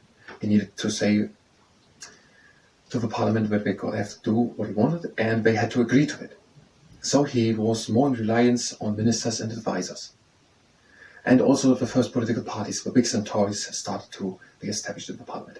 Also during the time the newspaper started and the free press started, in the year 1695, the newspapers could publish without a government license. And this reliance on the Parliament to get them to approve, as was said in the Bill of Rights, that the king needed the approval of the Parliament to certain things, for example, the money for the army and navy, that became then more important 30 years later when George I was on the throne. George I, he was a German, and he couldn't speak good English, so he was more in reliance on his ministers and advisors to talk to the people in the Parliament that they were agreeing to the things he wanted to do in the country. And now one of his ministers got more and more important, and that was then called, so that person, Prime Minister. And the first one was Sir Robert Walpole, and he was Prime Minister from 1721 until 1742. So the Bill of Rights 1689 said what power Parliament has and limited the rights of a king. And that's according to the Life in UK Test Handbook, page 33 and 34. The Cabinet. In the United Kingdom there are general elections happening, and in these general elections all the people are voting for a person, and all these persons, most of them, are in political parties, and the political party which has the most people who have been voted for in all these areas of the United Kingdom, these constituencies, wins the general election. So in short, the political party which wins the general election wins the general election, and the leader of that political party which has won the last general election is the Prime Minister. And that Prime Minister appoints around 20 people of his political party to become Secretaries of State. There are, for example, the Chancellor of Exchequer. That person is responsible for the economy, or the Home Secretary, and that person is responsible for immigration, police, or crime, or the Foreign Secretary, responsible for relationships with other countries. But there are more Secretaries of State, for example, for education, health, or defense. So around 20 of his people. They are Secretaries of State, and they are leading a department. And in that department are the Ministers of State working. So the Prime Minister appoints the Secretaries of State leading a department in which Ministers of State are working. And these Secretaries of State, they are the Cabinet. So the Prime Minister appoints the Secretaries of State. And these Secretaries of State, around 20 people, are the Cabinet. And they are meeting from time to time, once a week for example, and then they're talking about how the course of the government, of their political party, the decisions in the country should go on, because these 20 people are in charge of 20 different departments of education, health, defense, home, immigration, police, crime. So these 20 people who are in charge of all these departments in which the Ministers of State are working, these Secretaries of State appointed by the Prime Minister, they are the Cabinet. And that is according to the Life in UK Test Handbook, page 111 and 112. The capital cities of the United Kingdom. So of the whole United Kingdom of Great Britain and Northern Ireland, it is London. London is in England. Then there is also Wales. The capital of Wales is Cardiff. And then there is Scotland, and the capital of Scotland is Edinburgh. And then there is Northern Ireland, and the capital city of Northern Ireland is Belfast. And that is according to the Life in UK Test Handbook, page 63. The Church of England. The head of the Church of England is the monarch, so the King or Queen of Britain. The spiritual leader of the Church of England is the Archbishop, and the monarch has the right to select the Archbishop and also other senior officials of the Church of England. But usually the Prime Minister is doing the choice together with a committee appointed by the Church. There is a constitutional link between the Church of England and England, and it is a Protestant church which existed since the Reformation in the 1530s, and it's also named in other countries Anglican Church, or in Scotland and the United States, Episcopal Church. The first Archbishop was St. Augustine. And that is according to the Life in UK Test Handbook on the page 67. The constitutional institutions of Britain. There's the monarchy, with the king or queen. And then there is the parliament. The people in all these little constitutions in small areas of Britain are voting for a member of parliament, and they are coming then into the parliament.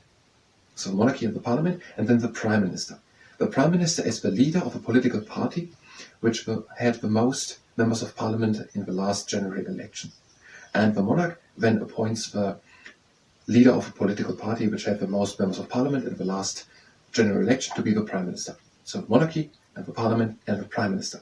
The prime minister then chooses a number of people for the different secretaries and for the different departments. So he selects ministers for education and so on. So the monarchy and the parliament, the prime minister and the cabinet. The cabinet is all these ministers together. The cabinet. And then there's the judiciary. These are the judges working at the court, law and so on. And then the police. And then the civil services and local government.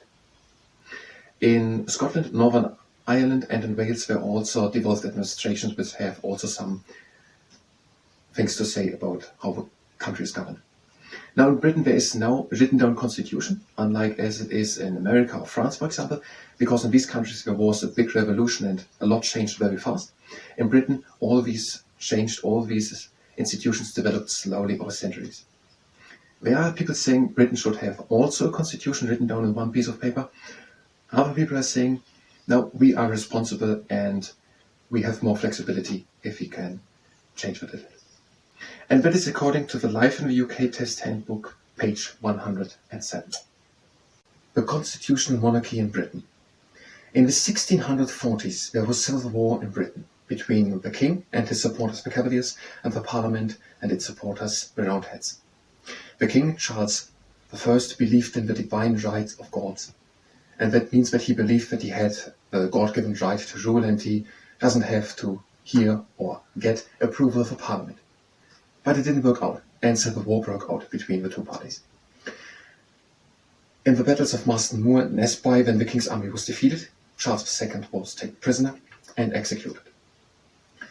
It followed England as a republic under the Lord Protector Oliver Cromwell and then Richard Cromwell, the son of Oliver Cromwell, and then the Restoration happened. In May 1660, people invited Charles II onto the throne. Charles II, the son of Charles I. Charles II understood that he had to work together with the Parliament. And after Charles II, there was then James II on the throne, and then the Glorious Revolution happened, and now William and Mary were reigning together. By the coronation of William and Mary, the Bill of Rights were read. And this Bill of Rights, done in the year 1689, said how much power the Parliament has and how much power the king has. So with the Bill of Rights, the power of the monarch was limited. The king, for example, had now to ask every year for money for the army and the navy. During the time also political parties started, because now the king had to get the approval of the Parliament for things which he wanted to do. And so he was more in reliance on advisors and ministers, which were then in the Parliament talking to the people that they vote for the thing which the king wants. And ministers got more important, and also the Prime Minister, then the function of the Prime Minister is. And the first one was Sir Robert Walpole. That was in 1721. Was that. And he was the Prime Minister from 1721 until 1742. During the time also, the press got more free, newspapers were printed, and in the year 1695 and onwards, newspapers didn't have to get any more a government license to publish. Now it wasn't a complete democracy. Many people could not vote, women couldn't vote, only men, and if they had a certain amount of much property. So only very few people could vote. In some constituencies, small areas all over the country, a constituency, a small area in the country, where just a single wealthy family could vote. And these were then called pocket boroughs, and in other ones where almost no one could vote, rotten boroughs, they're called. And that is according to the Life in UK Test Handbook on several pages, for example, 33. The court system of the United Kingdom. The law is basically split it into two aspects. One is the criminal law and the other one the civil law. The criminal law, these are serious crimes: murder, assault, theft, and also crimes against the public. Drinking in prohibited areas, smoking in prohibited areas, carrying a weapon, selling tobacco to people under 18. And then there are civil laws. These are family matters, divorce, disputes about money. And the criminal cases, they are done at the criminal courts. At the criminal courts, there are the magistrate courts. There are the magistrates. And in Scotland, there are the Justice of Peace courts, where the Justice of Peace is. And they are unpaid, these Justice of Peace or the magistrates.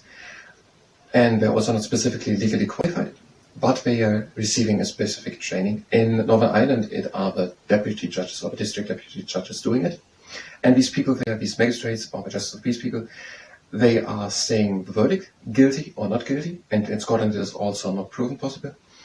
And then also the sentence, how high the penalty should be. And for serious criminal cases, there are the Crown Courts, and in Scotland it are the Justice of Peace Court, the Crown Courts and the Sheriff Courts in Scotland, Crown Courts in England, Sheriff Courts in Scotland, and the High Courts in Scotland for very serious criminal cases. And there it is in front of judge and jury in Scotland. At the Sheriff Courts, there can be also a sheriff and a jury. The judges at these courts, they are making sure that it all runs properly and the laws correctly interpreted, and there the jury is saying the sentence, and the judge is saying the verdict. Yeah, very loud. The jury, and these are the people selected from the electoral register. I'll come to that in a moment. So the jury, these are 12 people, or 15 in Scotland. They are selected from the electoral register. That is the big register thing in which all the people of the United Kingdom are registered if they want to vote. And they then they are then at random picked from that, and then put into the court to listen to the hearing at the Crown Court, or the Sheriff Court, or the High Court. In Scotland, Sheriff Court and Crown Court. And the judge there is saying the sentence. So that means, for minor criminal cases, there are magistrate courts with magistrates, and in Scotland, the court of with Justice of Peace Court, and in Northern Ireland, there are also the magistrate courts, but where it is in front of a deputy judge, or district deputy judge. And for serious cases, it is the Crown Court. There's this judge and jury, or the Sheriff Courts, or for very high courts in Scotland, but it's also judge and jury. And then there's the civil part, first of all, civil law. And so these personal insults, money procedure, contracts, divorce, family matters. There are the county courts, and in Scotland, it are the sheriff courts. And for more serious, with larger compensation claims, there are the high courts, or the court of season in Scotland. And there's a small money procedure, and that is if there's just about 10,000 in England, or 5,000 in Scotland, or 3,000 in Northern Ireland, a dispute about that sum of money. When we can come together in a room together with a judge, there is no lawyer needed and not the big thing of court, so it's way cheaper. And we can then sit together with the judge and try to find the agreement, because it's just about money, and they don't have to pay the money if they don't do it in the big courtroom. So they both have a great interest to finding a solution. And there's also the thing can be done online. So the thing sitting together is called small money procedure. And there's something else for children, basically. From 10 to 17, there are the youth courts, and they are 3 specifically trained magistrates. And the courts are closed. No photographs, no names in the newspapers, and parents or carers should attend. But if it's very serious, then it comes also for the Crown Courts. What is happening there? In Scotland, it is the children's hearing system. In Northern Ireland, the youth conferencing system.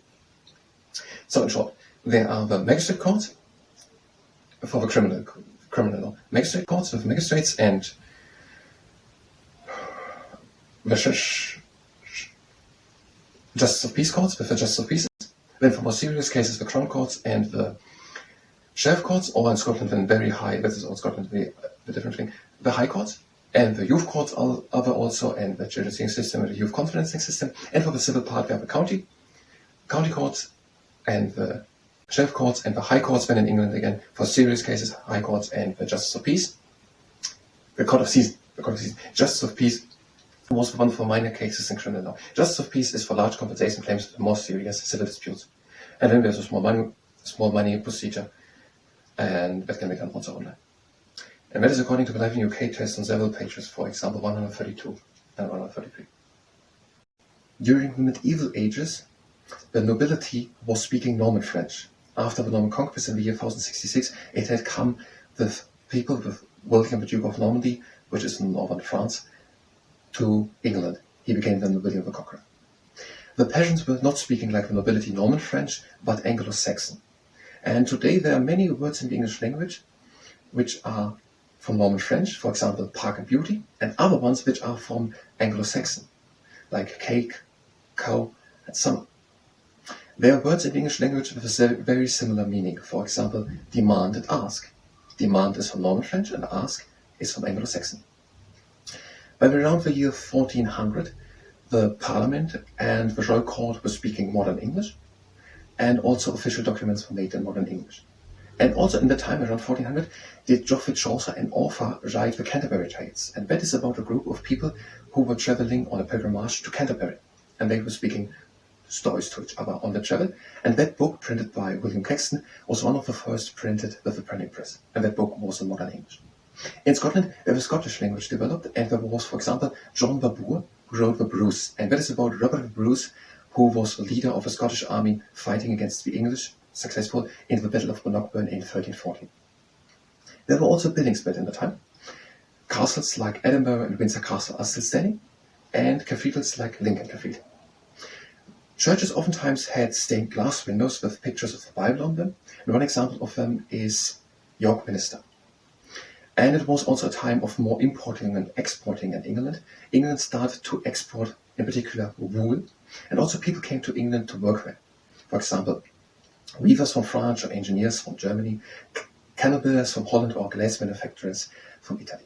And that is according to the Life in UK Test Handbook, page 19, 20 and 21. During the Elizabethan period, many things flourished. The Elizabethan period, the time when Elizabeth I was Queen of England in the second half of the 16th century.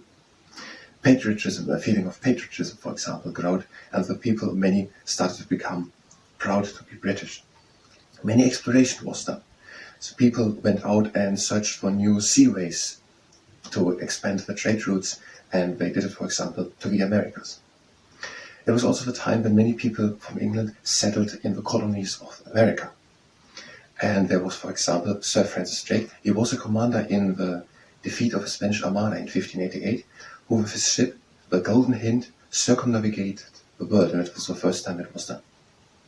And it was also a time when poetry and drama flourished, prominently represented by William Shakespeare, according to the Life in UK Test Handbook, page 25 and 26.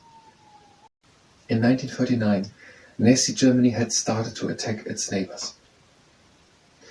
Then in June 1941, Germany attacked the Soviet Union. And in the Soviet Union, Germany had great losses. Also in December 1941, did Japan attack the United States in Pearl Harbor. And now Germany was, from 1941 onwards, fighting the Soviet Union and the United States. And the Allied forces, the Soviet Union, the United States, the United Kingdom, France, Australia, New Zealand, started now to get the upper hand. Germany had great losses in the Soviet Union, and the Allied forces with the Americans were not strong enough to get the upper hand. On the 6th June 1944, the Allied forces landed in the Normandy in France and started to liberate France. They had also previously started to conquer Italy and also a northern part of Africa, where Germany had also done war. They had done victories. Slowly over the course of a year, from the 6th June 1944, when the D-Day was, to the 8th May 1945, Germany was defeated completely and Germany surrendered. Scientists led by Ernest Rutherford in Manchester and Cambridge University made it possible to split the atom, and that was an important step to develop the atom bomb when done in the Manhattan Project.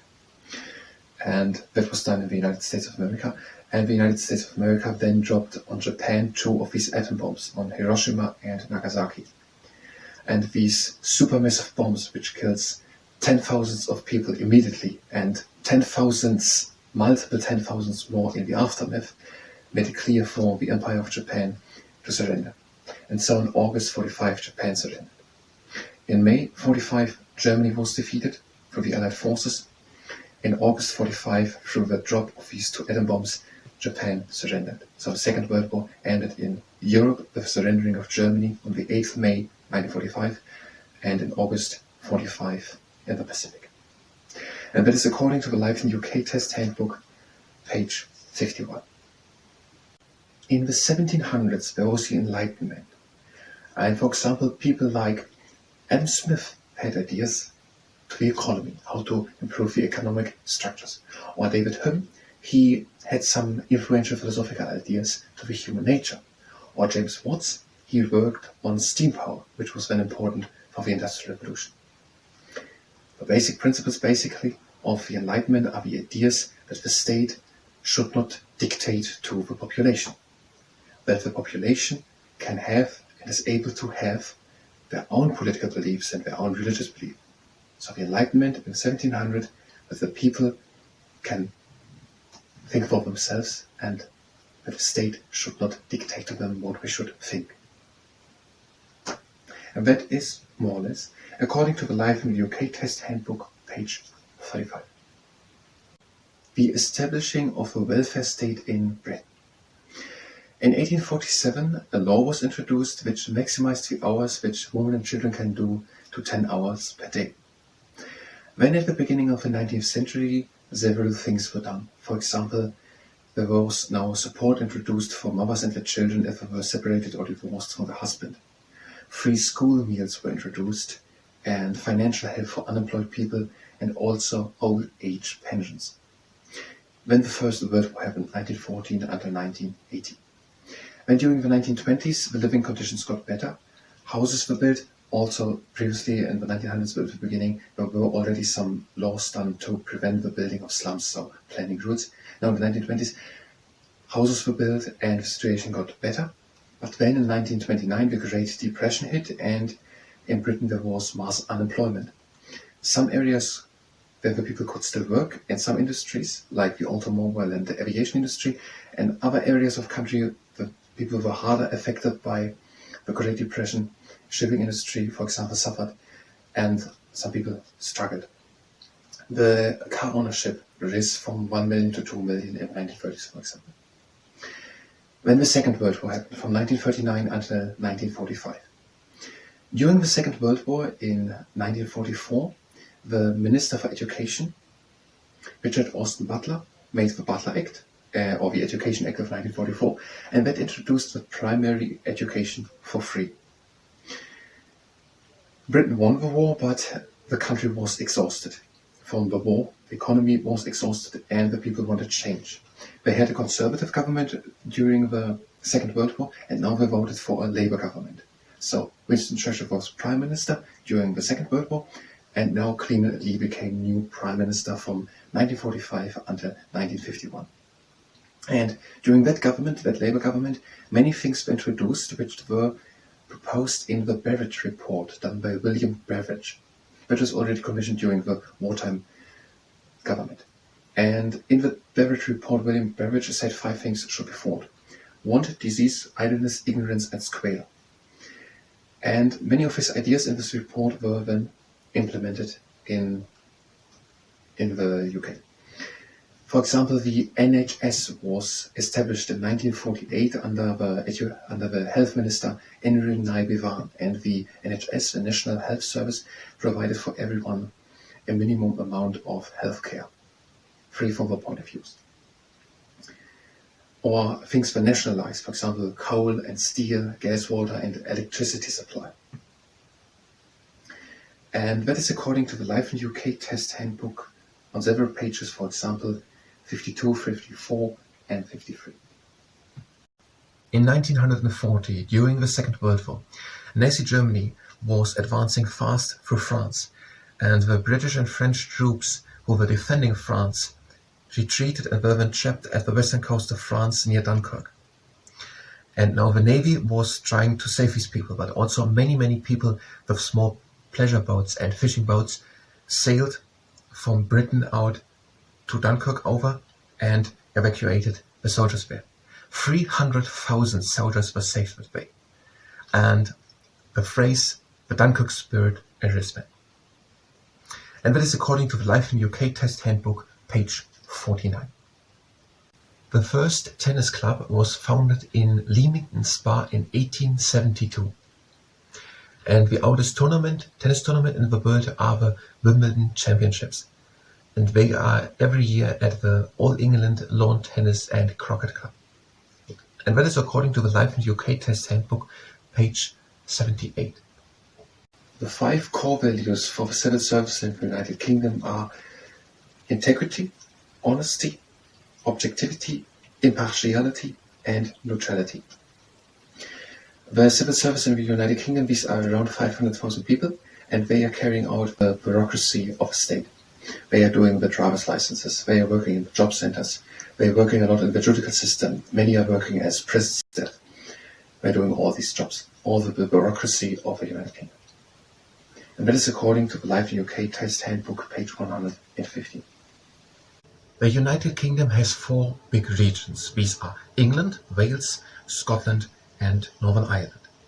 And all 4 regions have their own flag. England has the St. George flag, and that is the red cross of St. George straight in front of a white background. Scotland has a diagonal cross, the cross of St. Andrew, in front of a blue background. And Northern Ireland has the diagonal cross of St. Patrick in red in front of a white background. And Wales has a red dragon in front of a white and green background. And altogether, the United Kingdom of Great Britain and Northern Ireland, they have a Union flag or a Union Jack. And that is according to the Life in UK Test Handbook, page 40. The values and principles of the United Kingdom are democracy, the rule of law, individual liberty, tolerance of those with different faiths and beliefs, and participation in community life, according to the book Life in the UK Test Handbook, page 2. In the year 1688, James II was ruling Britain. He was a Catholic. His predecessor, Charles II, was a Protestant, and also his two daughters were Protestant, the oldest one, Mary. So the people thought the next king or queen going to be a Protestant because of his two Protestantistic daughters. But the wife of a Catholic James II got a son, and now the people feared the next king might be a Catholic again. So it happened the following. Mary, his eldest daughter, was a Protestant, and she was married to the ruler of the Netherlands, William of Orange, who was also a Protestant. So they saw the opportunity, and they invited William of Orange to invade England. And what did William of Orange then do? And that happened without any resistance. He could just come in there. He was married to Mary, the Protestantistic eldest daughter of James II. And that is the glorious revolution, because he could come just in and got onto the throne, and he was now ruling together with Mary, the eldest daughter of James II, the Catholicistic James II. Then there was the Bill of Rights in 1689, and that confirmed the rights of the Parliament to the monarchy, and it was also said every following king or queen has to be a Protestant. James II, he had fled to Europe. He even tried it with the help of the French army to invade Ireland, but he was defeated at the Battle of Boyne, and he then fled back to France. And also in Scotland there was a rebellion, and it was also defeated in the Battle of Killiecrankie. Some Scottish clans kept to distrust the new government, but they all had to take an oath to now accept William III as the new king. And the people supporting James still in Scotland are called Jacobites. And that is according to the Life in UK Test Handbook, page 31 and 32. In the year 1685, Britain was ruled successively for a long time by Protestantistic monarchs. For example, Elizabeth I, James VI, Charles I, Charles II. Now in the year 1685, Charles II died, and he had no legitimate children. So they were all Protestantistic, the previous monarchs. Charles II was Protestantistic, but now his brother got onto the throne because Charles II had no children, no legitimate children. And his brother, James II, was a Catholic. So after all this time and these different monarchs of Protestants on the throne, there was suddenly a Catholic king on the throne. The people thought the next monarch will be a Protestant because the two children, the oldest one Mary, of James II were Protestantistic. So James II, the Catholic king now, in 1685, had two children, Mary, one of them, and they both were Protestants. Mary was married to William of Orange, the ruler of the Netherlands, who was also Protestant. So James II had an oldest daughter, Mary, a Protestant, who was married to a Protestant, the ruler of the Netherlands. Suddenly, the wife of James II got a son. And now the people thought, what if that son comes onto the throne? That might be a Catholic. And so they decided to invite in William of Orange, the ruler of the Netherlands, to invade Britain. And that happened without any resistance. That is the Glorious Revolution. No fighting happened in England. William of Orange, the Protestantistic ruler of the Netherlands, invaded without any fighting England, and he then started together the ruling with his wife Mary, the oldest Protestantistic daughter of James II. James II fled to Europe. James II wanted the throne back. So he invaded with help of the French army Ireland. But in the Battle of Boyne, they were defeated, and he fled back to France. In Scotland there was also an uprising, but that was in the Battle of Killiecrankie also defeated. And the Scottish clans, they wanted also James II onto the throne. They had to make an oath onto William on the throne. And there were, for example, the MacDonalds of Glenorchy. They didn't want to take the oath and they were massacred. And the remembrance of this massacre means that there are still for quite some time people wanting James back onto the throne. And they were called the Jacobites. And actually, a century later, there was the grandson of James II, his name Charles Edward Stuart, or Bonnie Prince Charlie. And there was now an uprising in Scotland again to get this Bonnie Prince Charlie, the grandson of James II, onto the throne. But that was the Battle of Culloden defeated this uprising, and the clans were dissolved, basically. So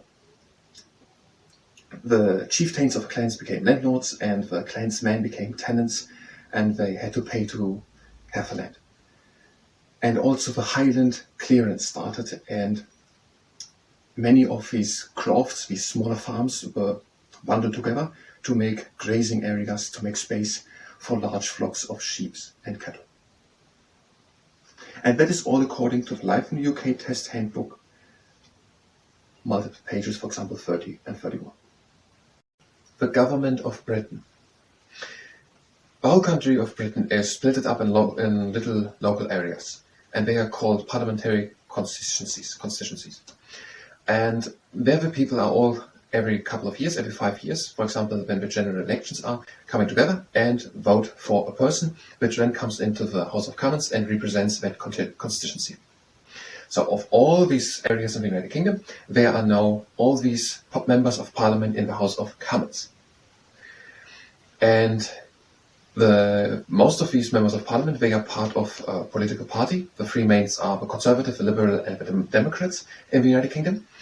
And that political party, which has the most of the members of Parliament as their members, that party has won the election, and the leader of that political party becomes the Prime Minister. And the monarch invites the Prime Minister and appoints that person to become the next Prime Minister. And the Prime Minister picks up 20 of his fellow party members to become the people of a cabinet, around 20. One, for example, becomes the Chancellor of Exchequer for the economy, or Home Secretary, Foreign Secretary, or other Secretaries of State for education, health, defense. And they have then all the cabinet, these 20 people selected by the Prime Minister. And they're meeting from time to time and discussing so that they have a consensus on how the politics should go forward in the next coming time. The opposition, that is the second largest political party. So they can't put forward the Prime Minister. They have the second largest, and there's also a leader of the opposition. And they are forming a little shadow cabinet, and they're pretending to be the ministers. So that they're also pretending, what would I have done if I would be in the position of the actual minister? And when they, for example, once a week at the Prime Minister's question, they're going to tell to the Prime Minister, we would have done that, and we would have been much better.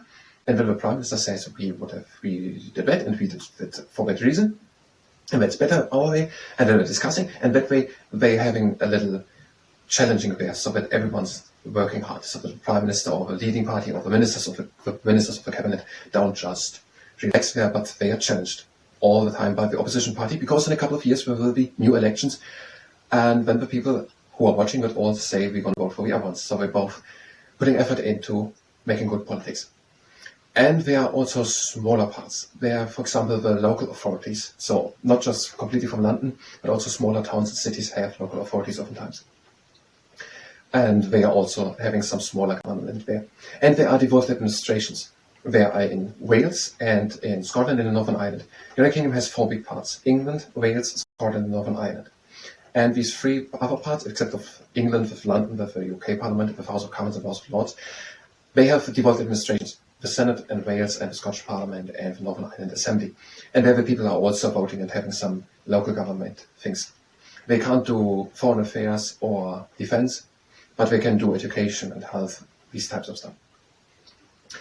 And then also the people are getting information about what happens all there. For example, is there the official report, the Hansard, and there the people can read what happens in the parliament. But most people get information from newspapers, the press, from television, and so on. So, in short, the people are voting in constituencies, and the person which most people have voted for in this constituency becomes a member of Parliament in the House of Commons. And then there's the House of Lords. I didn't explain that. The House of Lords, and the Prime Minister, and also the leader of opposition, there can be people who are independent of a political party, but do not be part of a political party, can be advised to the monarch, and the monarch appoints them then to become peers in the House of Lords. So there are this bunch of people in the House of Commons, voted in by the constituencies, and when the Prime Minister says to the monarch, make a person to become a peer in the House of Lords, and then the person becomes a peer in the House of Lords, and now these both chambers are supporting each other. The House of Lords, there are people in who know a lot about laws. They had a career in business and this type of stuff. And they are then proposing new laws or suggesting amendments. And then it goes to the House of Commons, and they're discussing about it, debating about it, and looking if it's right. They're representing the constituency. And then it goes back and forth and back, and the House of Lords looks that the new law is fit for purpose, and then maybe it gets implemented. The House of Commons can overrule the House of Lords. So the people in the constituencies are voting for the members of Parliament. The members of Parliament are the House of Commons. Then the Prime Minister or the opposition leader advises them and they're appointed by the monarch to become the peers in the House of Lords. Both parties are working together to make good laws and good politics. And there are also local authorities for smaller towns and areas, and also the devolved administrations in Northern Ireland, Scotland and Wales. And the media is covering that all. And that is the government in the United Kingdom, and that is according to the Life in UK Test Handbook on several pages, for example, 140 and 50. The House of Commons. In the House of Commons are all the politicians who are called members of Parliament, and they are voted for in the constituencies. In the United Kingdom there are a lot of areas, and these are called constituencies. There are a lot of constituencies all over the whole country. And in all these constituencies, the people are all voting for one person then, and that person who the most people have voted for becomes a member of Parliament and represents that one constituency in the House of Commons. So the people of a constituency, a small area in Britain, they are voting, and the person in the constituency who got the most votes represents them in the House of Commons. And in the House of Commons there have been all these members of Parliament there. The Parliament of Britain has two chambers, the House of Commons and the House of Lords. And in the House of Commons there are these politicians, and in the House of Lords there are then peers. And the peers are people from members of Parliament of the House of Commons.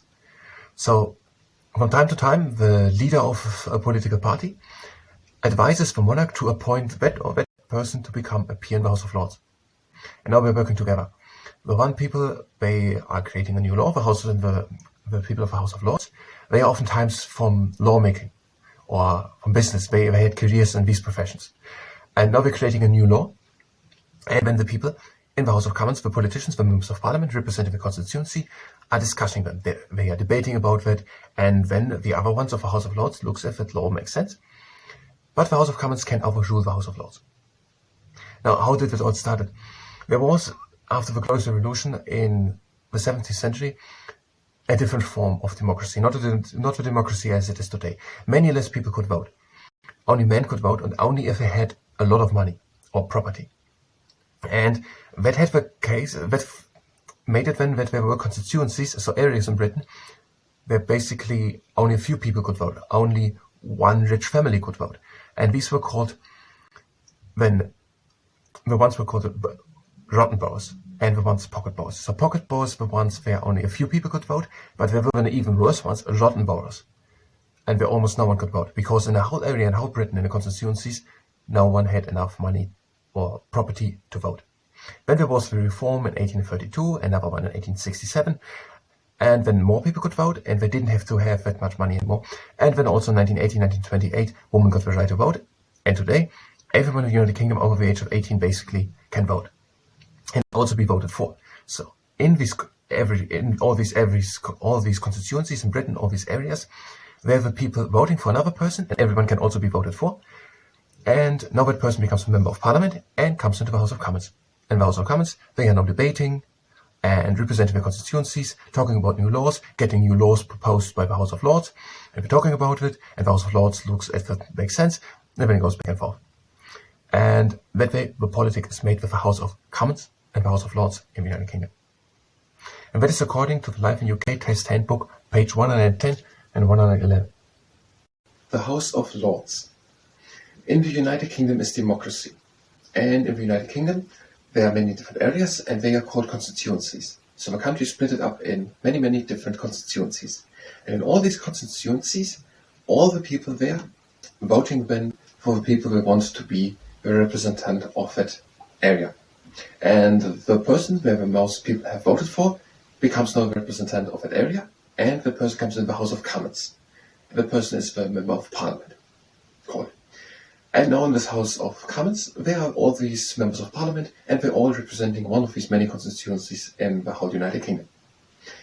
And now it happens that the Prime Minister, or also the leader of the opposition, or a special appointing commission, looks through the people and says to the monarch, here's an advice, and we want that person to be someone in the House of Lords. And then the monarch puts them into the House of Lords. And then someone of these members of Parliament is now in the House of Lords, and is now called peer. In the House of Lords, there are now all these peers in, all these people who were appointed by the monarch to become now into the House of Lords. And they oftentimes had an important career in lawmaking, in laws, in other things, in business, for example.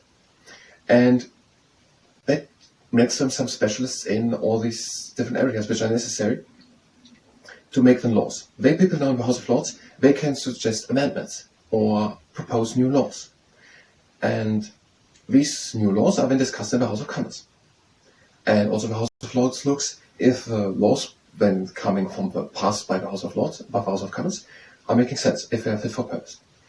So in the House of Lords, there are the peers in. These are people appointed by the monarch on advice of the Prime Minister, of the people of the members of Parliament who voted for of constituencies by all the people in the democratic little areas.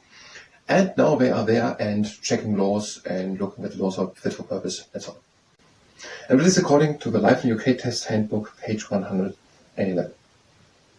The Houses of Parliament. In Britain, there are the House of Commons and the House of Lords.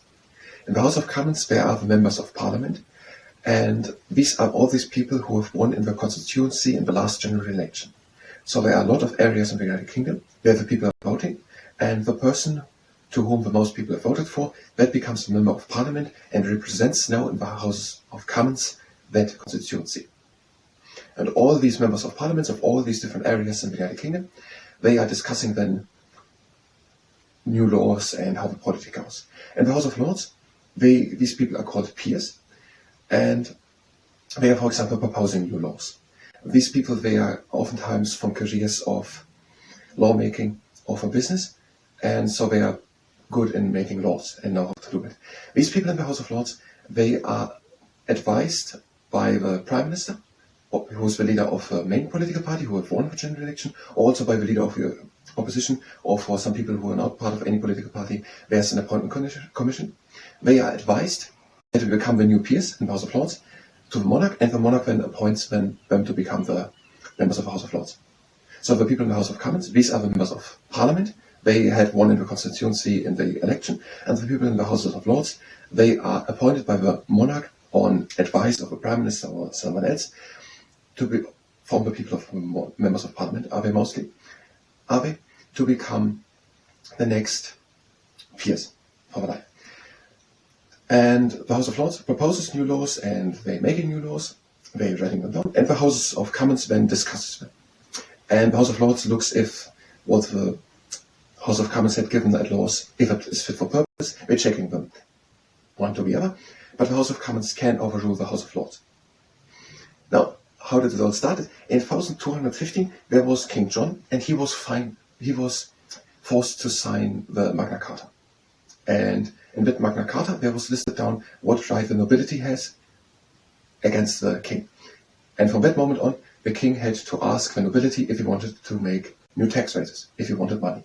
So from that moment on, 1215, when the Magna Carta was signed, the king had always to ask if he wanted money, the nobility to get the money, and that was then called the Parliament. He then assembled the people, the nobility, and that was called the Parliament. The Parliament had then gotten bigger, and it was separated in the House of Commons and the House of Lords.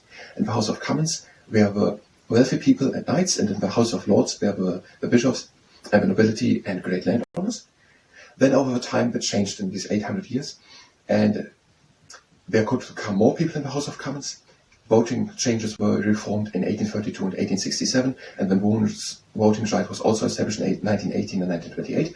And now the people in the House of Commons are just people who are voted in by most people. So the most people are just saying we want that person, and that person becomes a member of Parliament in the House of Commons. And the people in the House of Lords, They are no longer hereditary peers. They don't inherit their title to become peers in the House of Commons, but they are appointed by the monarch based on advice of the Prime Minister or the leader of the opposition on people of the House of Commons. And the whole building, that Houses of Parliament, which is in London, it's next to the Big Ben, and it is built in the 19th century in a revival of a medieval Gothic style. And that is according to the Life in UK Test Handbook, page 110 and 111. In the 18th and 19th century, there was the Industrial Revolution in Britain. And in Britain, that was one of the first countries where this Industrial Revolution happened. Before the Industrial Revolution, most people were working in farming, in agriculture, and when they were producing something, that happened in so-called cottage industries. They were making the lace and cloth. Now, through the Industrial Revolution, many people left the countryside and went into the cities and worked there then in fabrics. And now manufacturing jobs became the main source of income and of employment. And all this manufacturing that needed a lot of coal and raw materials, and a lot of machines were developed. For example, Richard Arkwright made the carding machine. That is, he improved the way the fabric is spreaded so that it can be then made into yarn and fabric. And also the Bessemer process was made.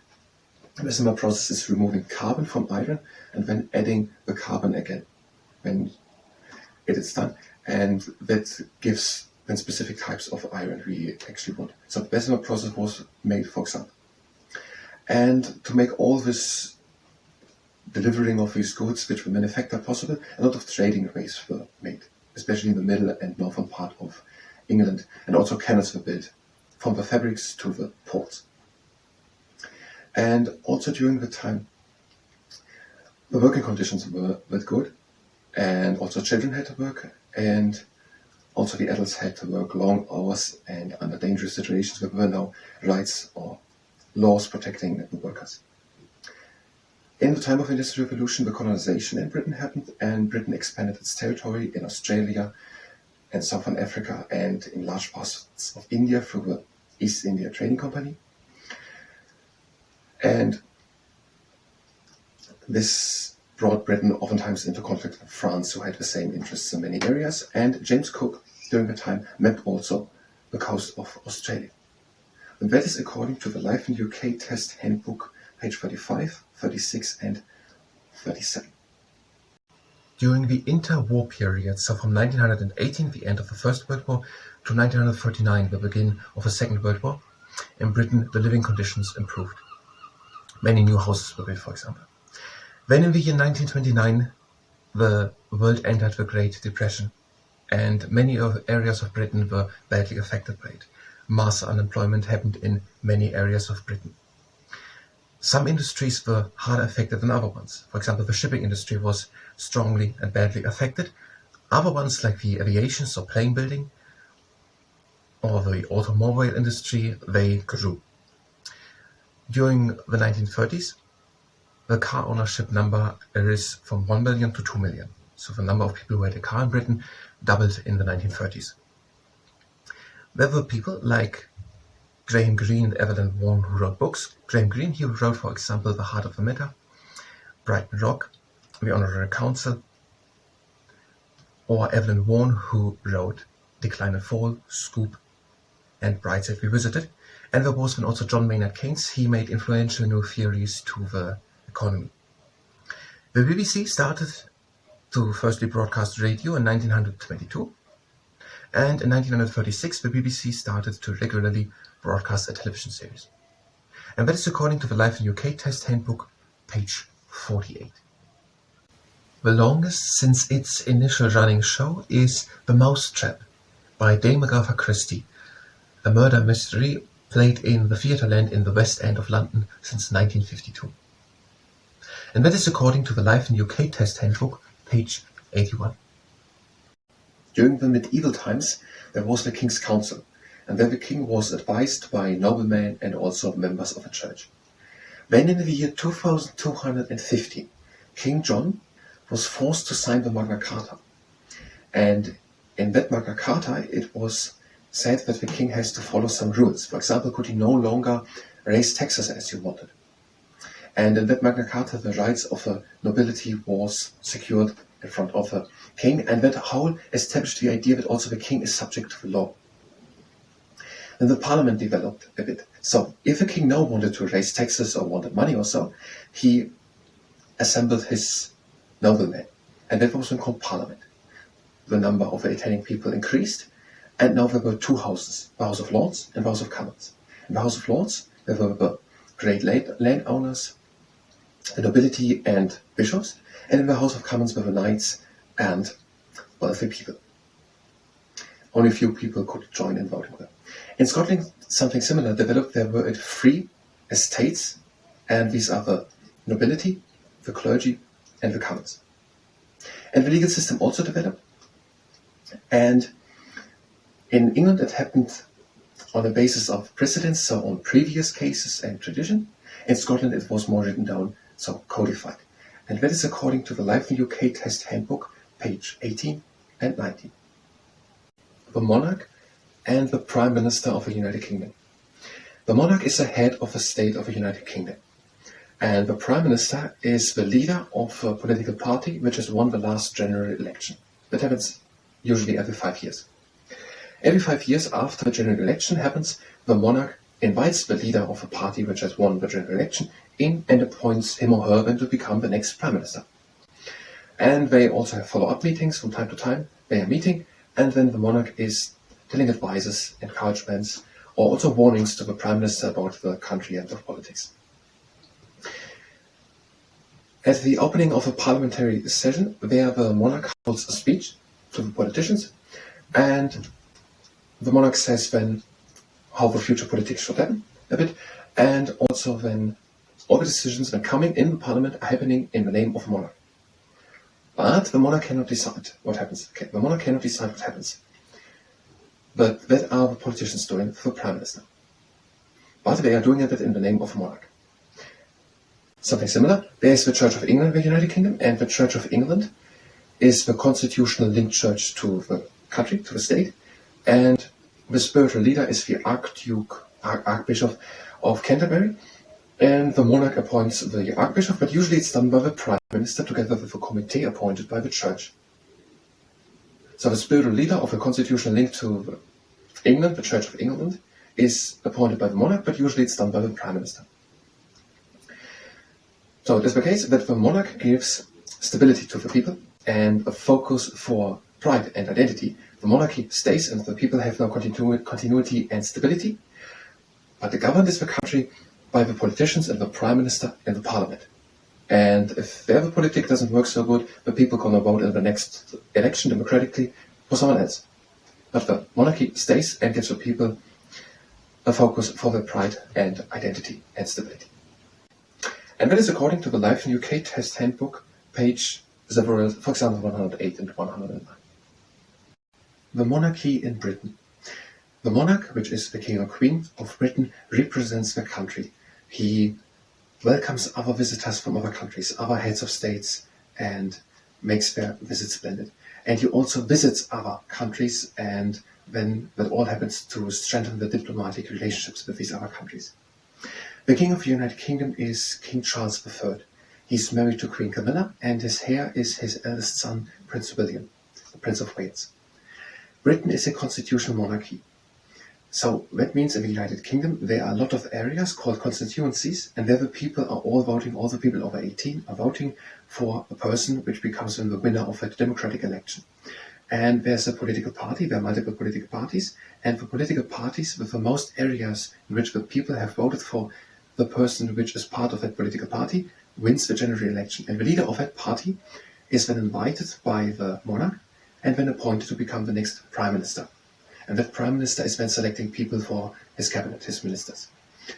So the monarch is appointing the person who is the leader of all the persons who have got the most votes in a democratic election of all the people voting in the United Kingdom. From time to time, once a week, for example, the monarch invites the Prime Minister and then he advises the Prime Minister, or gives also warnings, and also he encourages the Prime Minister. And the main role of monarchy in Britain is to provide stability. Now it is so that the government and also the Prime Minister changes with the elections and the democratic system. But the monarchy stays, and that gives the people stability and continuity. And the monarchy also gives the people a focus for national identity and pride. And that is according to the Life in the UK Test Handbook, for example, on the pages 108 and 109. The mood in Britain at the beginning of the 20th century. Britain was the largest empire the world had ever seen, with over 400 million people as a population. Some people thought the empire was overexpanded and conflicts in Africa and the northwest frontier of India were drained on resources. Other people thought the empire should expand further to increase commerce and trade. From 1899 until 1902 there was the Boer War in Africa, in South Africa, and where the British soldiers fought against Dutch settlers, the Boer. Many people in Britain publicly sympathized with the Boer. The war caused many people to die, and also from diseases, not just from the battle itself. And then, in fact, over the course of the 20th century, many countries of the British Empire went mostly peacefully over to Commonwealth countries and gained their independence. The area of the beginning of the 20th century was all over an area of optimism. Britain was a thriving nation. It had a great expanded empire, a well-admired navy, and also in social things were done. There was better support for divorced mothers if they were divorced or separated from the husband, and also free meals and schools were introduced, financial help for workers who were unemployed, and also pensions for older people. And salaries were given out now to members of parliament, so people could now actively start to take a part in the politicians' life, because they get no money there. It all ended very abruptly with the assassination of Franz Ferdinand, the Archduke of Austria, on the 28th June 1914, sparkling the First World War. And that is according to the Life in the UK Test Handbook, page 45 and 46. God Save the King is the national anthem of the United Kingdom. And the first verse is, God save our gracious King, long live our noble King. God save the King. Send him victorious, happy and glorious, long to reign over us. God save the King. And that is according to the Life in the UK Test Handbook, page 109. There was William, the Duke of Normandy, and in the year 1066 he invaded Britain. In the Battle of Hastings he defeated Harold, who was the Saxon king, the important king of England. Harold died in the battle, and William, the Duke of Normandy, became William the Conqueror. Scotland and Wales were not conquered. The Battle of Hastings is depicted in the Bordeaux Tapestry, which is a 70-meter long embroidery about the battle, and which can be still seen today. The Norman conquest brought changes in the government and in the social structures. For example, the system of feudalism, which is a system of agriculture, where the king is lending money to the lords, and therefore the lord has to send the peasants and serfs living on the land to the war efforts of the king. And also, the ruling class through the Norman conquest was speaking Norman French, and that had an influence on the development of the modern English language. And William the Conqueror sent people out in all parts of the kingdom to list what towns and villages are there and what people lived and what animals they had. And that is written down in the Domesday Book, and that gives an insight into the social structures shortly after the time of the Norman conquest in 1066, according to the Life in the UK Test Handbook on the pages 15 and 16. The Northern Ireland Assembly and the Northern Ireland Parliament. During the 19th century, so 1800 something, there was a rise of nationalism in Ireland. And there were people like the Fenians, and they wanted complete independence of Ireland from the United Kingdom. There were other people like Charles Stuart Parnell, and they wanted Home Rule. Then in 1913, there was in the Parliament in London the Home Rule Bill introduced. And that would mean that Home Rule, that Ireland stays a part of the United Kingdom, but rules itself from home. So on Ireland it would be ruled, but it would be still a part of the United Kingdom. Then 1 year later, in 1940, the First World War broke out, and changes on the government were postponed. Then in 1916, there were Irish nationalists who didn't want to wait until changes were made, and the Easter Uprising happened. and it was in Dublin against the British. And that uprising was then defeated, and under military law, the leaders of this uprising were executed. Then a guerrilla war followed, and against the British Army and the British police. In 1921, then, a peace treaty was signed, and Ireland was splitted in 1922 in the northern part and the southern part. The northern 6 counties, which were mainly Protestantistic, they became Northern Ireland, and the southern part became the Irish Free State, which in 1949 became the Republic of Ireland. And in 1922, when with the splitting of Ireland following the 1921 peace treaty of the guerrilla war starting with 1916 with the uprising, East Uprising, then in 1922 the Northern Ireland Assembly was founded.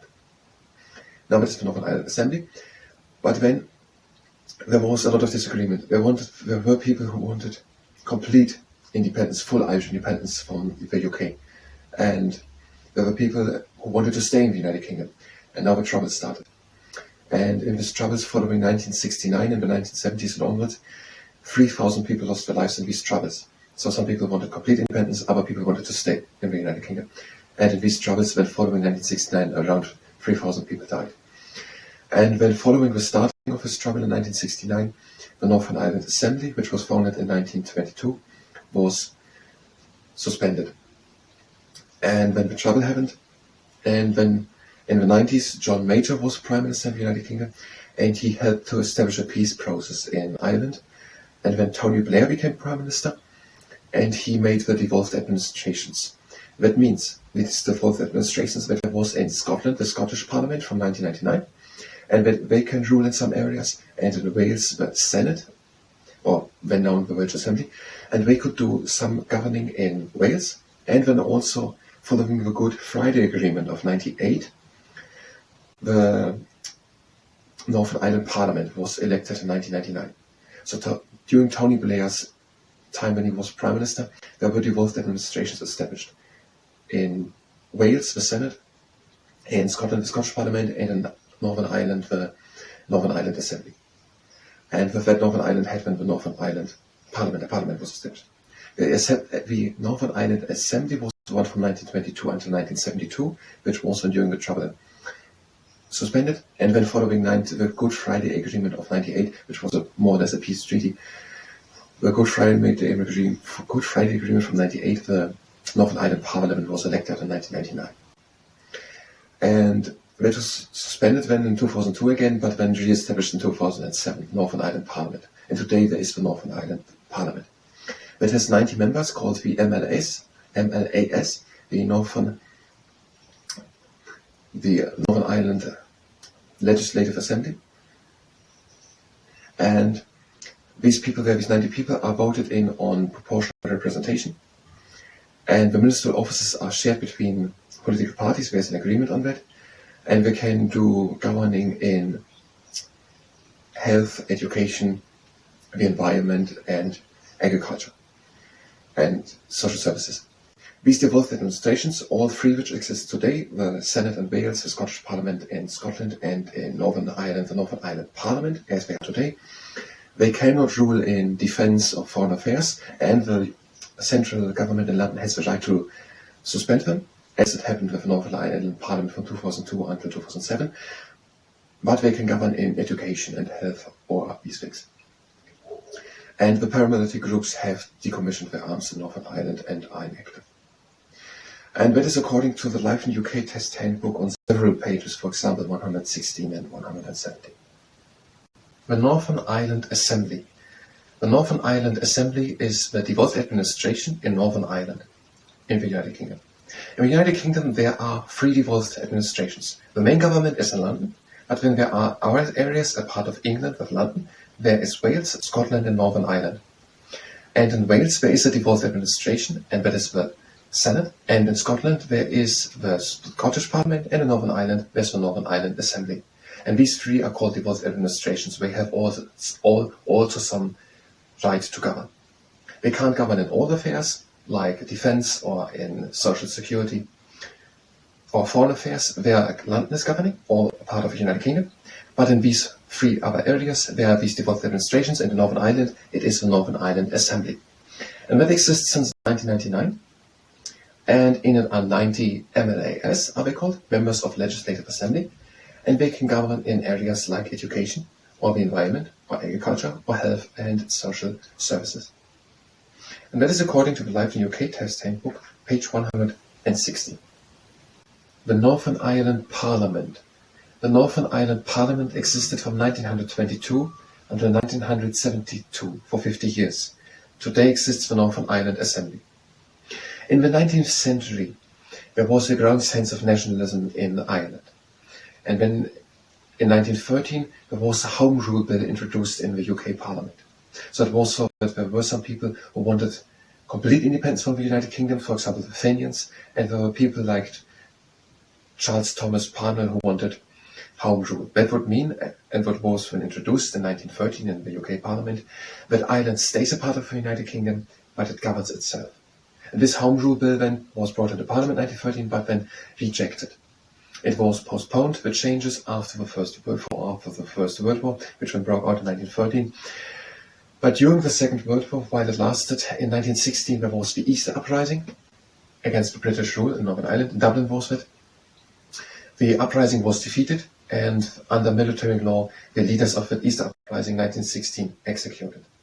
Then followed a guerrilla war against the British Army and the British police in Northern Ireland. Then in 1921, a peace treaty was signed. And then in 1922, Ireland was separated. The northern 6 counties became to be Northern Ireland, and the other ones the Irish Free State. In 1949, that became then the Republic of Ireland. And then in 1922, when this peace treaty was done, where the Northern Ireland Parliament was founded. And that one was there for 50 years until 1972. Now, when it happened that in 1969 and the decades following, the Troubles went on. The Troubles were about that there was disagreement. Some people wanted that the whole of Ireland, full Irish independence, was independent of the United Kingdom. Other people rather wanted to stay in the United Kingdom. And in these Troubles, in these decades after 1969, 3,000 people lost their lives. Now, in this Northern Ireland Parliament, which was then established by the Peace Treaty, 1922, was then 1972 suspended. When in the 90s, John Major was the Prime Minister of the United Kingdom, and he helped to establish a peace process. Then Tony Blair got Prime Minister at the end of the 90s, and then Tony Blair, during his premiership, during the time that he was Prime Minister, where the Good Friday Agreement was done in 1998. And with that, more peace came into the country. And while Tony Blair was Prime Minister, devolved administrations were made. In Wales, the Senate was established, or then known under the Welsh Assembly. So the Senate in Wales, or the Scottish Parliament in Edinburgh in Scotland, and then also in Northern Ireland, the Northern Ireland Assembly. And these 3 devolved administrations have power to rule in some areas. They can't rule in defense, in social security, or in foreign affairs, but they can rule in education and health. Now, and then following the Good Friday Agreement of 1998, there was then in 1999, for the first time, that Northern Ireland Assembly elected. And the people in that they are elected under proportional representation. And how the minister departments are made, that this is on an agreement that the political parties have all the right of it, for some of them. And they can do politics in education, in agriculture, in the environment, or in health and social services. So, from 1922 until 1972, there was the Northern Ireland Parliament, following the Peace Treaty of 1922, then established after the Troubles broke out in 1969, and then suspended in 1972. And today, since 1999, there is the Northern Ireland Assembly. It was suspended from 2002 to 2007, but that is there. And that is according to the Life in UK Test Handbook, page 160. The oath and the affirmation of allegiance are said by new becoming citizens during the citizenship ceremony. The oath of allegiance includes to swear by God. The affirmation of allegiance is without swearing by God. So the oath of allegiance is, I, then the name, swear by Almighty God that on becoming a British citizen, I will be faithful and be a true allegiance to His Majesty King Charles III, his heirs and successors according to law. The affirmation of allegiance is, I, the name, do solemnly, sincerely and truly declare and affirm that on becoming a British citizen, I will be faithful and bear true allegiance to His Majesty King Charles III, his heirs and successors according to law. And that is according to the Life in UK Test Handbook, page 109. The opposition in the United Kingdom. So in the United Kingdom, there are a lot of areas, and they are called constituencies. And in these constituencies, there are general elections every 5 years in all of them. And then there are people saying, vote for me, and they want to get the votes. And if in one of these areas, many people have voted for that one person who wanted to get the votes, that person has won the vote in that little constituency and becomes a member of parliament and represents that constituency. And he comes into the House of Commons in London, the Houses of Parliament. Now, and most of these members of parliament are part of a political party. And now after the election, it's looked, all of the members now in the parliament, all these members of parliament who are all representing one of these many constituencies of the United Kingdom, of which political party are the most of them? And that political party has won the general election. And the leader of that political party becomes the Prime Minister. And the second largest party, so the main party had some number, and the second largest one had less members of parliament, less won constituencies, but the person who was part of the political party, who the people have voted for, becomes the opposition. So the second largest political party in the last general election becomes the opposition. And the leader of the opposition, that person picks a couple of people out to become shadow ministers. So the real leader, the leader of a party who had really won, becomes the Prime Minister and appoints around 20 people to become the ministers of all these departments: education, health, defense, and all that, foreign secretary, home secretary, all this stuff. And the leader of the opposition selects 20 people who becoming then pretending to be that. They are not actually that, but we're sitting then together and then we're thinking, what is the best way for the country to work? And then we are putting it forward and telling that to the other political party. For example, once a week there's a Prime Minister's question, and then we're going to come then and asking the Prime Minister, the leader of the party which won, we have that idea, how we're going to do education, health, whatever. And then we're going to say, we have that idea, and that is much better than yours. And then we're going to say, no, ours is better. And that way there's a bit concurrence. So the main political party has to put effort into getting the best ideas out. And it's public, it's all public. So the people of the United Kingdom can see that political party, which not so much of had voted for, they have much better ideas. Next time, if a general election, we're going to vote for that party.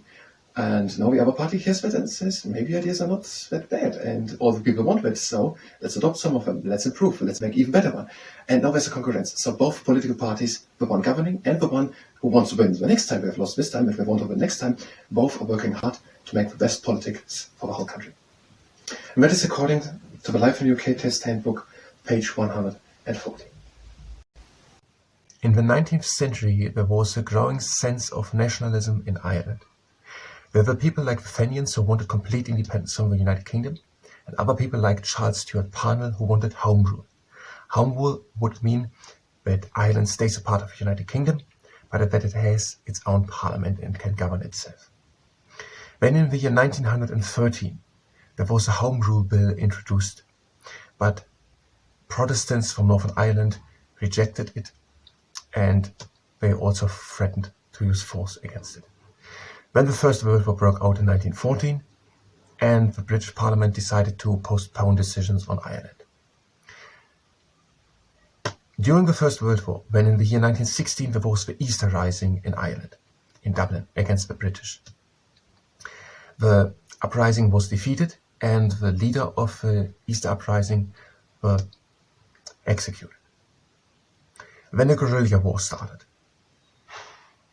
In the year 1921, a peace treaty was signed, and in 1922, Ireland became two separate countries. The 6 mostly Protestant counties of the north became Northern Ireland, and the rest of Ireland became the Irish Free State, which then in the year 1949 became the Republic of Ireland. The trouble were then in the 70s, in the 60s and 70s, and that was fighting between people who wanted complete Irish independence as one country, and other people who wanted to stay in Ireland. Around 3,000 people died in this trouble. And then in the 90s, John Major, the Prime Minister of the United Kingdom, he worked on a peace process, and Tony Blair then, his following Prime Minister, he then made it possible that in 1998 the Good Friday Good Friday Agreement could be signed. Northern Ireland got the Northern Ireland Assembly and could govern it partly with it itself, and the paramilitary groups decommissioned their arms and are inactive. And that is according to the Life in UK Test Handbook on the pages 47 and 48 and others. The United Kingdom has 4 big regions, and these are England, Scotland, Wales and Northern Ireland. And each of these 4 big regions has their own patron saint.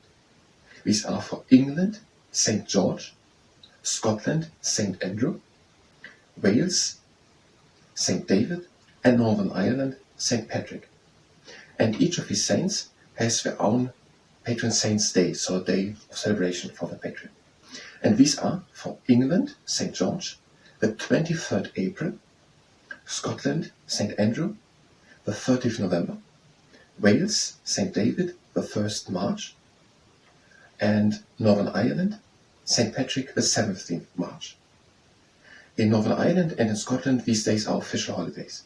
So England, 23rd April, St. George, Scotland, 30th November, St. Andrew, Wales, St. David, 1st March, and Northern Ireland, 17th March, St. Patrick. And that is according to the Life in UK Test Handbook, page 68. The population distribution of the United Kingdom, 84% in England, 8% in Scotland, 5% in Wales, and 3% in Northern Ireland. And that is according to the Life in UK Test Handbook, page 65. In the 19th century, Ireland was still very much depending on farming. And now, in the middle of the 19th century, there were multiple years in a row where the potato crop failed. The people were very much depending on farming, and potatoes were very important for their diet. And now there was no food. The potato crop failed multiple years in a row. 1 million people died of diseases and starvation. Another 1.5 million left Ireland to England, Scotland, or the United States. And there were large population groups living, for example, in London, Liverpool, Manchester, and Glasgow from Ireland. Also during the 19th century, the nationalist movement gained its strength. There were people supporting the Fenians. They wanted complete independence from the United Kingdom, and other people like Charles Stuart Parnell, they wanted home rule, and that would mean they are still a part of the United Kingdom. Ireland would be still a part of the United Kingdom, but it would rule itself. And that is according to the Life in UK Test Handbook, page 43. The Prime Minister of the United Kingdom. In the United Kingdom, there are a lot of different areas called constituencies. And in these constituencies, the people are, every 5 years in a general election, voting democratically. And the person for whom the most people have voted for in this area, this constituency, is then the Member of Parliament. And they are coming then in the House of Commons in the Parliament. And when it's looked how many of these members are part of one political party. So most of these Members of Parliament who are voted for in every area, very much of them, they are oftentimes part of a political party. And the political party which has then the most people of their party in the House of Commons, that party has won the election. And the leader of that election becomes the Prime Minister. The monarch invites the leader of the party in and then appoints him or her to be the next Prime Minister. And we also meeting further on with the monarch and the Prime Minister, and every couple of times, every couple of weeks, for example, or once a week. And then the monarch is advising, warning, or encouraging the Prime Minister in political stuff. And also once a week, there's happening that the Prime Minister has Prime Minister's questions. And there the people in the Parliament, also the ones of the other party, can ask him directly or her what they think, what's going wrong, and pressure him on things. So Prime Minister's question is happening once a week, for example. Now, how did that all come about?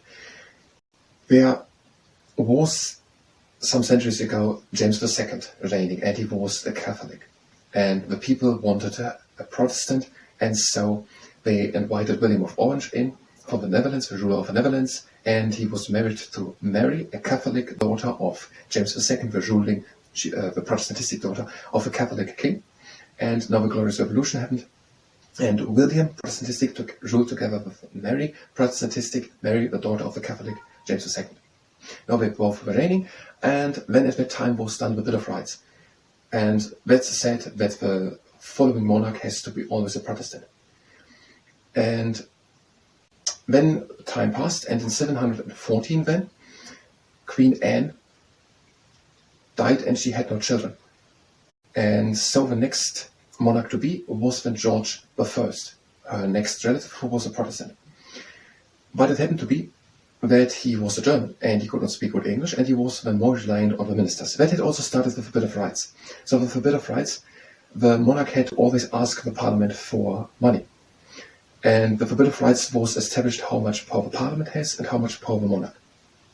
And now he needed advisors and ministers to talk to the people in the parliament so that they agree if he wants money. So, and then both had power, the monarch and the parliament, and there were no ministers in between. And the most important one became then Sir Robert Walpole. In 1721 became the first prime minister.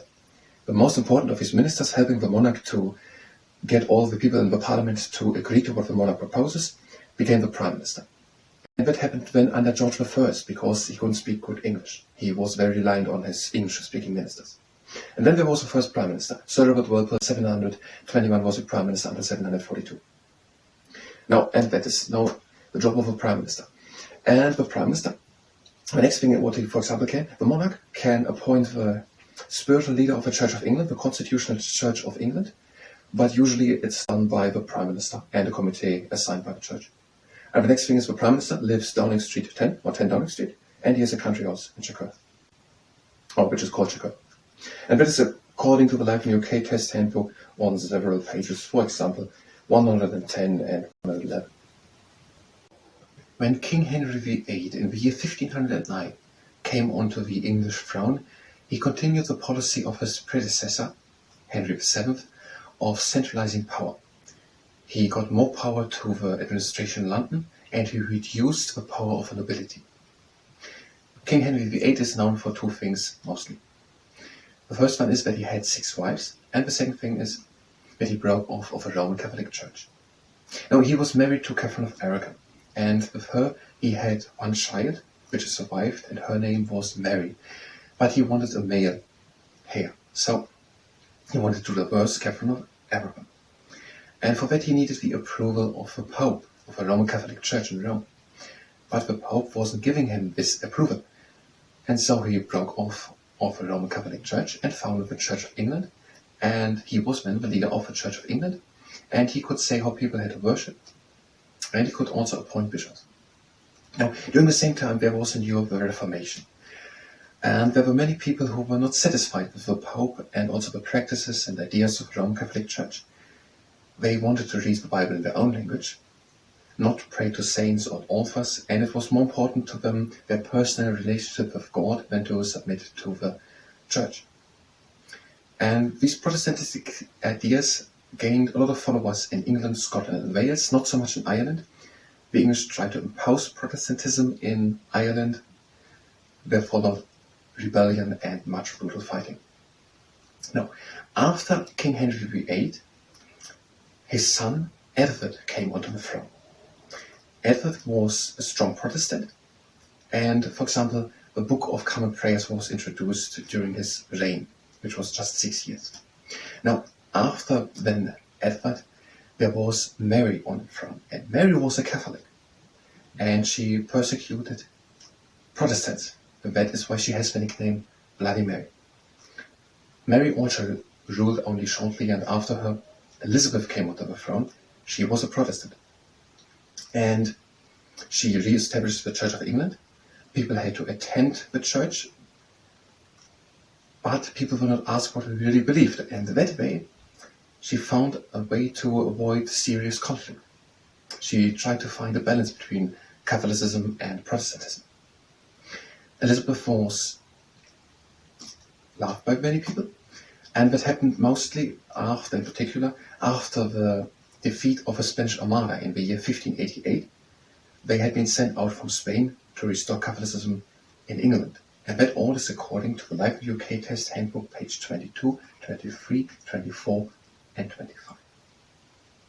In the 1640s, there was civil war in England. The King, Charles I, was supported by the Cavaliers, and the Parliament, supported by the Roundheads, were fighting. They had a big disagreement. So, and then after the battles of Nesby and Marston Moor, Charles I was captured and then later executed. Now, In Scotland, the people weren't happy that Charles I was executed, and they wanted now Charles II, the son of Charles I, the one who was executed, on the throne. In England, there was Oliver Cromwell governing under the title Lord Protector. And he defeated in the battles of Worcester and Dunbar the army of Charles II, and Charles II fled. He allegedly once hid in an oak to Europe. Now Oliver Cromwell then reigned, and he did it then until his death. After him, his son Richard Cromwell followed him as Lord Protector. For 11 years did Richard Cromwell reign, but the people weren't so happy. So in May 1660, Charles II was from his exile in Europe, he was in the Netherlands, called into England and crowned again king. And Charles II was now king.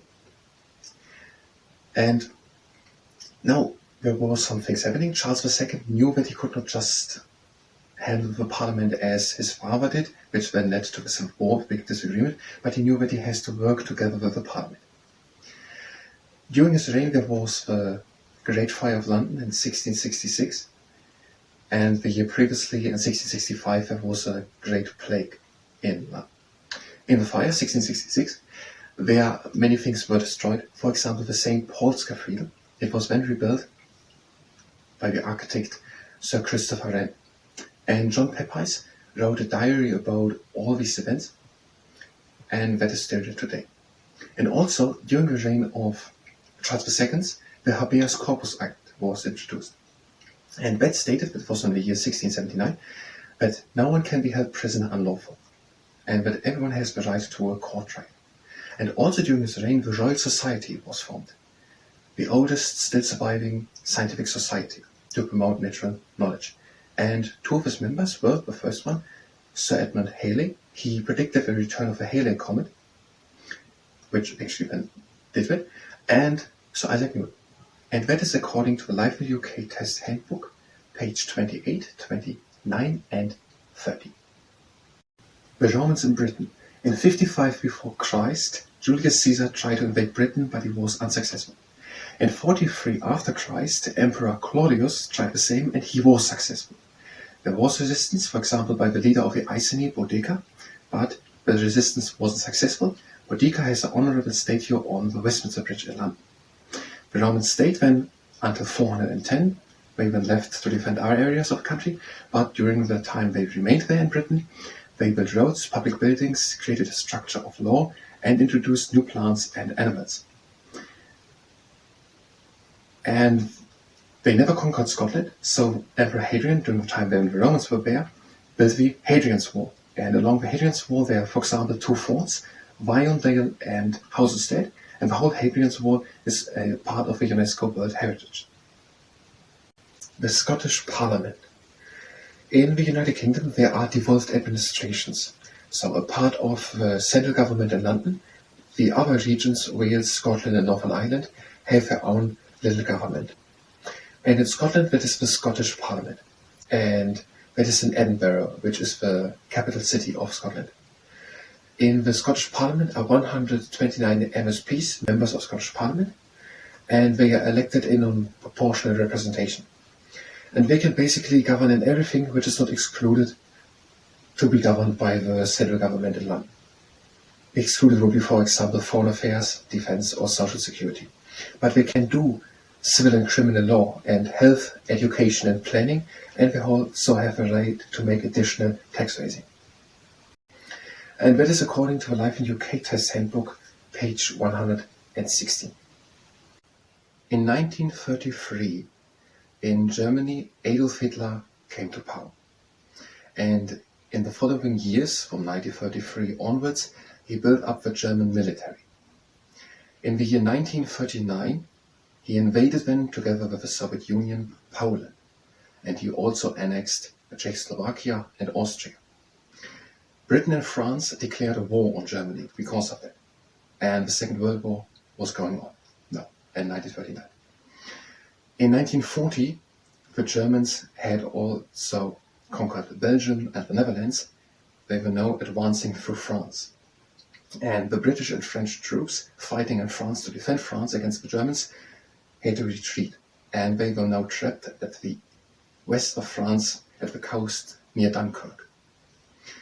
And 300,000 were trapped, and then the evacuation of Dunkirk happened.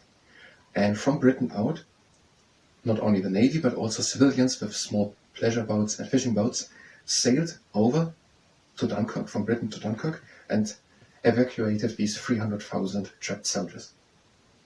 And that gave rise to the phrase the Dunkirk spirit. Then, after France's fall, for 1 year Britain was fighting Germany almost alone. There were also Canada and Australia and New Zealand and the Union of South Africa and India fighting on behalf of the Allies. So these are the Allied at the time, and the other ones, Germany, Italy, and the Empire of Japan, the Axis. For 1 year, Britain was fighting alone, from June 1940 until June 1941. During that year, in the summer of 1940, the Battle of Britain happened. German airplanes were attacking Britain, and Britain, with the Royal Air Force, was defending itself with planes, for example, the Spitfire and the Hurricane. Britain won the Battle of Britain, but Germany continued to bomb the United Kingdom, in particular Coventry and the east end of London.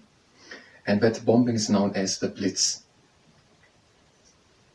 And there's been the phrase, the Blitz spirit, and that means that the people are pulling together in hardship. So if someone says in the United Kingdom, the Blitz spirit, then they mean that the Britons are pulling together when they're facing hardship. During the time in Britain, the Prime Minister was Winston Churchill. In 1940, he became Prime Minister, and he was an inspirational leader for many Britons. In his first speech as a Prime Minister, he, for example, said one line, and that line was, "I have nothing to offer but blood, toil, tears and sweat." Then after the evacuation of the 300,000 trapped British and French soldiers from Dunkirk, he said, "We shall fight on the beaches, we shall fight on the landing grounds, we shall fight in the fields and in the streets, we shall fight in the hills, we shall never surrender." And during the Battle of Britain, so the air battle, there he said, "Never in the field of human conflict was so much owed by so many to so few." The Second World War was fought all over the world. Also in India, there was threat from Japan. So Japan was there also. And Britain was fighting in Singapore, and then also Burma was threatened, and India was threatened. Then Germany attacked the Soviet Union in the June 1941, and Japan attacked Pearl Harbor, so the United States, in December 1941. And now the Soviet Union and also the United States of America were also fighting against Germany, Italy, and Japan. Germany had heavy losses in the Soviet Union. When they attacked the Soviet Union, there were heavy losses for the Germans. And for both sides had heavy losses. But the Germany all over had heavy losses, and the Soviets were advancing. Now combined, all the Allied, for example, then all the time Britain, France, New Zealand, Australia, Canada, the United States of America, the Soviet Union, got stronger, and on the 6th June 1944, they landed in the Normandy, in western France, and started to liberate France, other countries, and then also to push for Germany. And in May 1945, Germany surrendered from the combined forces from the Soviet Union and from the Allied forces landing in Normandy and conquering all of Europe. When we were at Manchester and Cambridge University, scientists working under the leadership of Ernest Rutherford on splitting the atom. And that was an important step in the Manhattan Project to make then the atom bomb.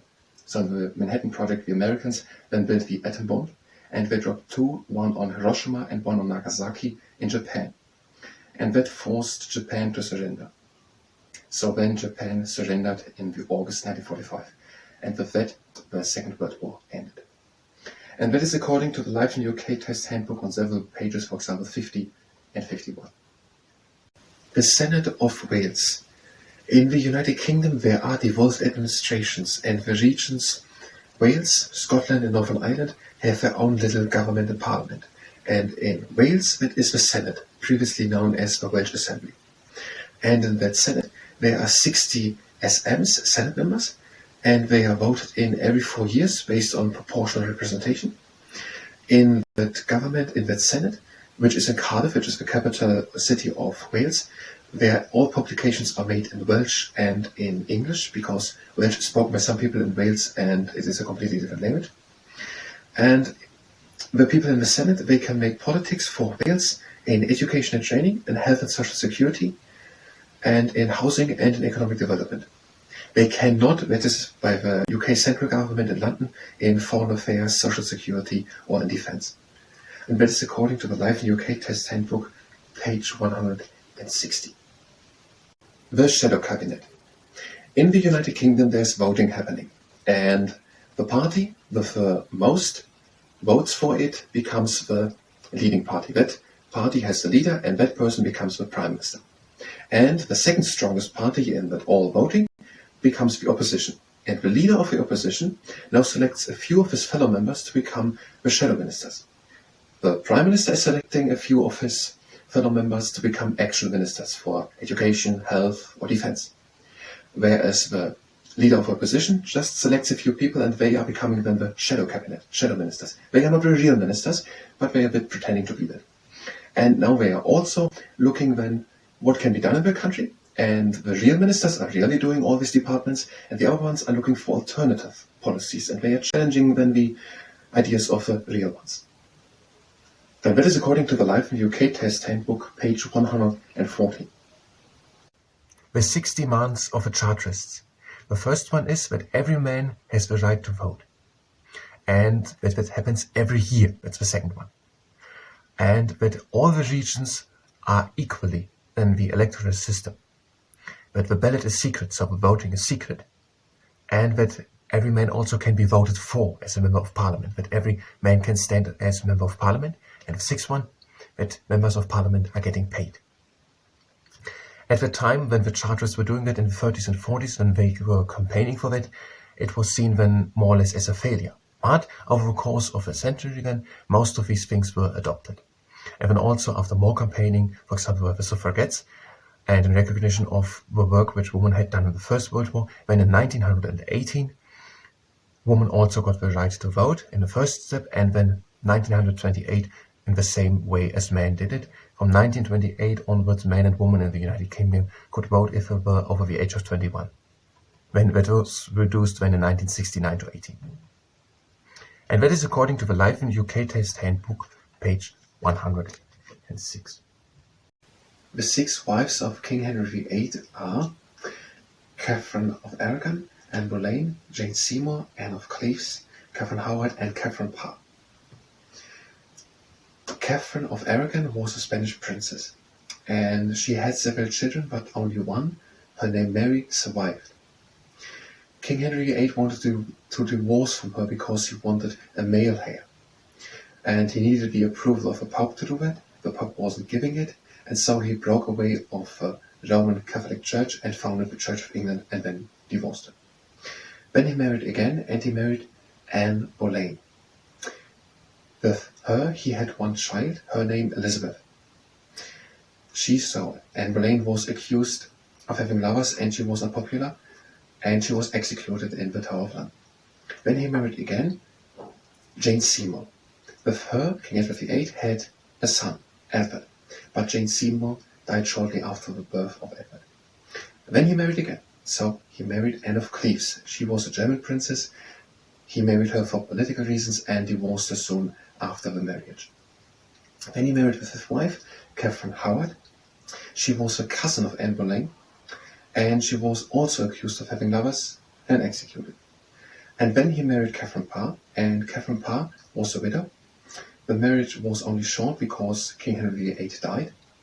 Catherine Parr married again, but she also died soon after, and that all is according to the Life in UK Test Handbook, page 23. The Speaker is basically the moderator in the Houses of Commons. In the House of Commons, there are all the politicians sittings voting in by their area, which will represent of all the country of the United Kingdom.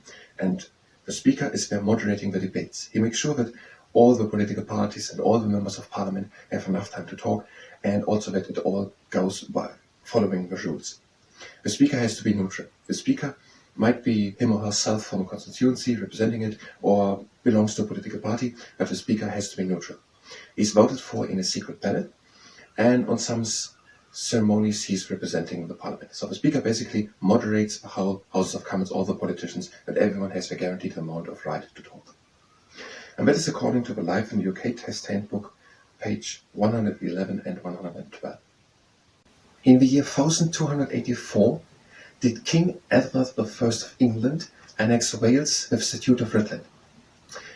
There followed 200 years of fighting, but in the middle of the 15th century the English could establish their rule, and huge castles were built to maintain this rule, for example, Cromwell and Calvin. And then the English laws and the English language were introduced in Wales. In Scotland the English were not so successful. There the Irish army, led by Robert the Bruce, won the Battle of Bannockburn in 1314 against the English. In Ireland the English sent troops to support the Irish king, and by around the year 1200, because some of the English troops had stayed and settled, controlled a region known as the Pale around Dublin. And the English ruling there was accepted by many important lords in Ireland. And that is according to the Life in UK Test Handbook, page 70. The swinging 60s. The swinging 60s are the 1960s. And in Britain it was a time of growth in cinema, music and fashion, for example. In music there were, for example, the two groups, the Beatles and the Rolling Stones, who made popular music. Also there was technological progress. The Concorde, a supersonic commercial airliner, was developed by Britain and France. Also in the architecture there were new things, high-rise buildings became more common, and concrete and steel were used more. The people were all over better off, and many were able to buy cars and other consumer goods.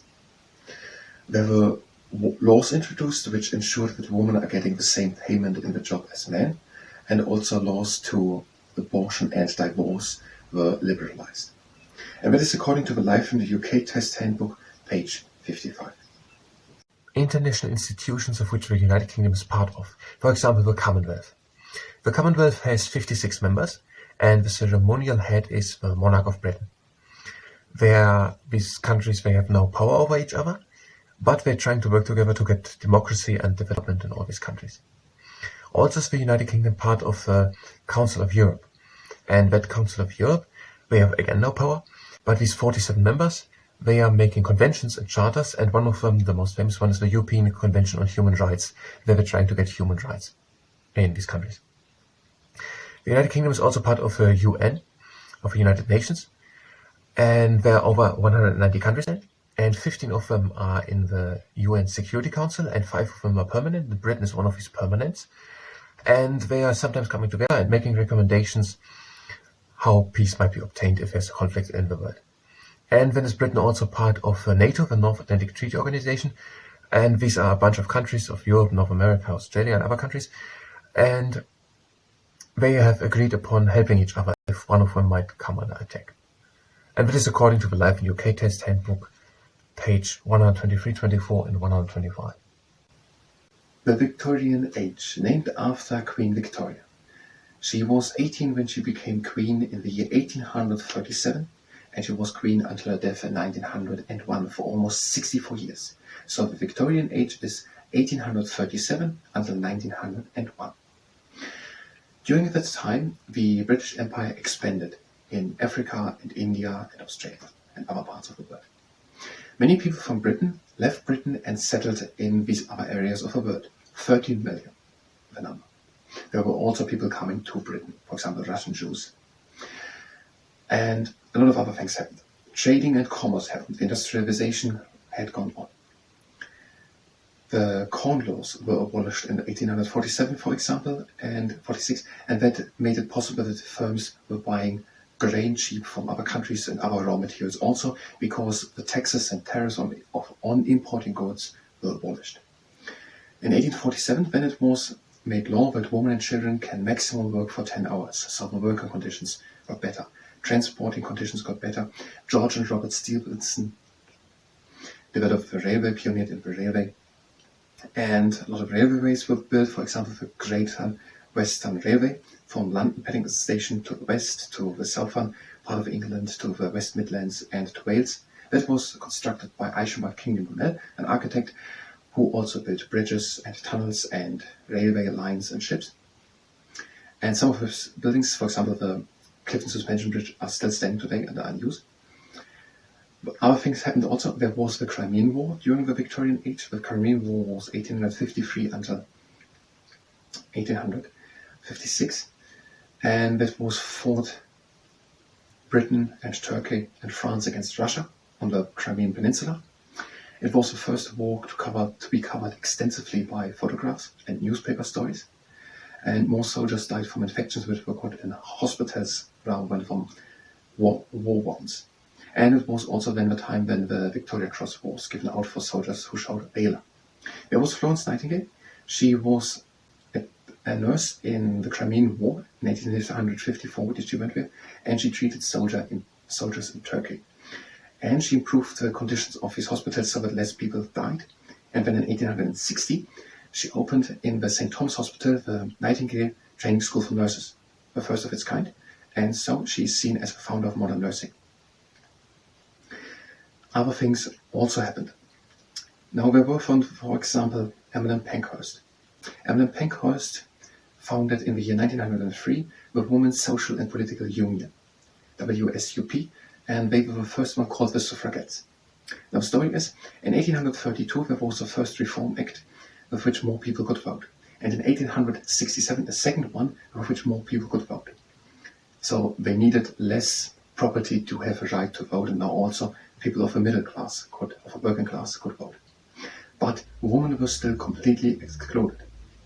And she already founded, Emmeline Pankhurst, in 1889, the Women's Feature League. And they fought for the right of married women to vote in local elections. And now there were the Chartists in the 1830s and 40s. They wanted for every man in every region, every year, the right to vote and also to be voted for. And now there were the Suffragettes. For example, when that group with Emmeline Pankhurst, Women's Social and Political Union, 1903 founded, and they fought, for example, also the civil obedience for the right to vote. They, for example, committed arson, they chained themselves to railways, they went on hunger strike. And actually in the year 1928, women got the full right to vote as men had it.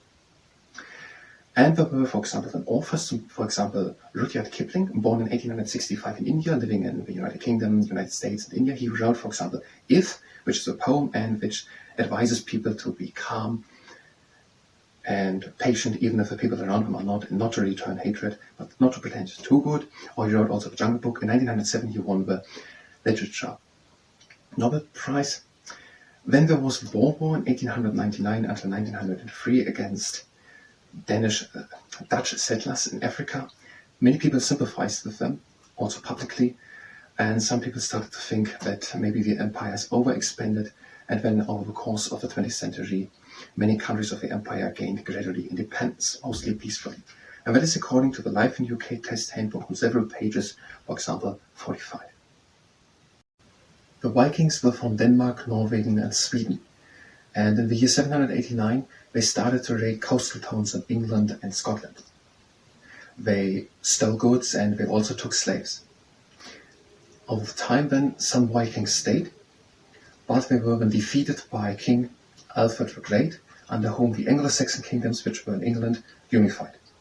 But even after their being defeated by King Alfred the Great, many stayed longer, and they settled, and they mixed with local communities, and some also converted to Christianity. And in Scotland there was also the threat of Viking attacks, and so the people of Scotland unified under Kenneth MacAlpin. And that is also the time when firstly the term Scotland was used for the region. And that is according to the Life in UK Test Handbook on the page 15. In the 1400s, there was an indecision about who to be the next king. And there was a rivalry between the House of Lancaster, they had the symbol the red rose, and the House of York, they had the symbol the white rose. The leader of the House of Lancaster was Henry Tudor, and the leader of the House of York was King Richard III.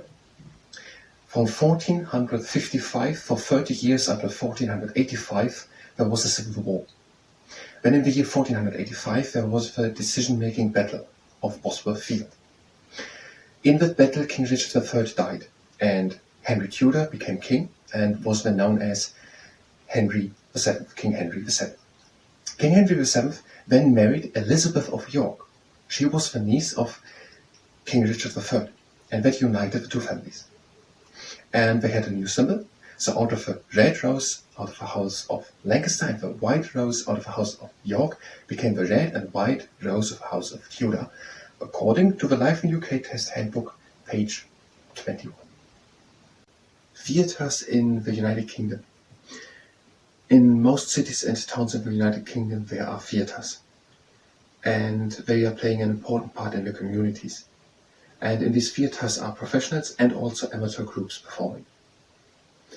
There is the West End of London that is known as Theatreland, and for example in this Theatreland there is by Dame Agatha Christie running the Mouse Trap, and that is happening since 1952, and that is the longest time a show has ever run. In the 19th century there were for example Gilbert and Sullivan, and they wrote comic operas and they made fun of culture and politics, for example HMS Pinafore, The Pirates of Penzance, or The Mikado.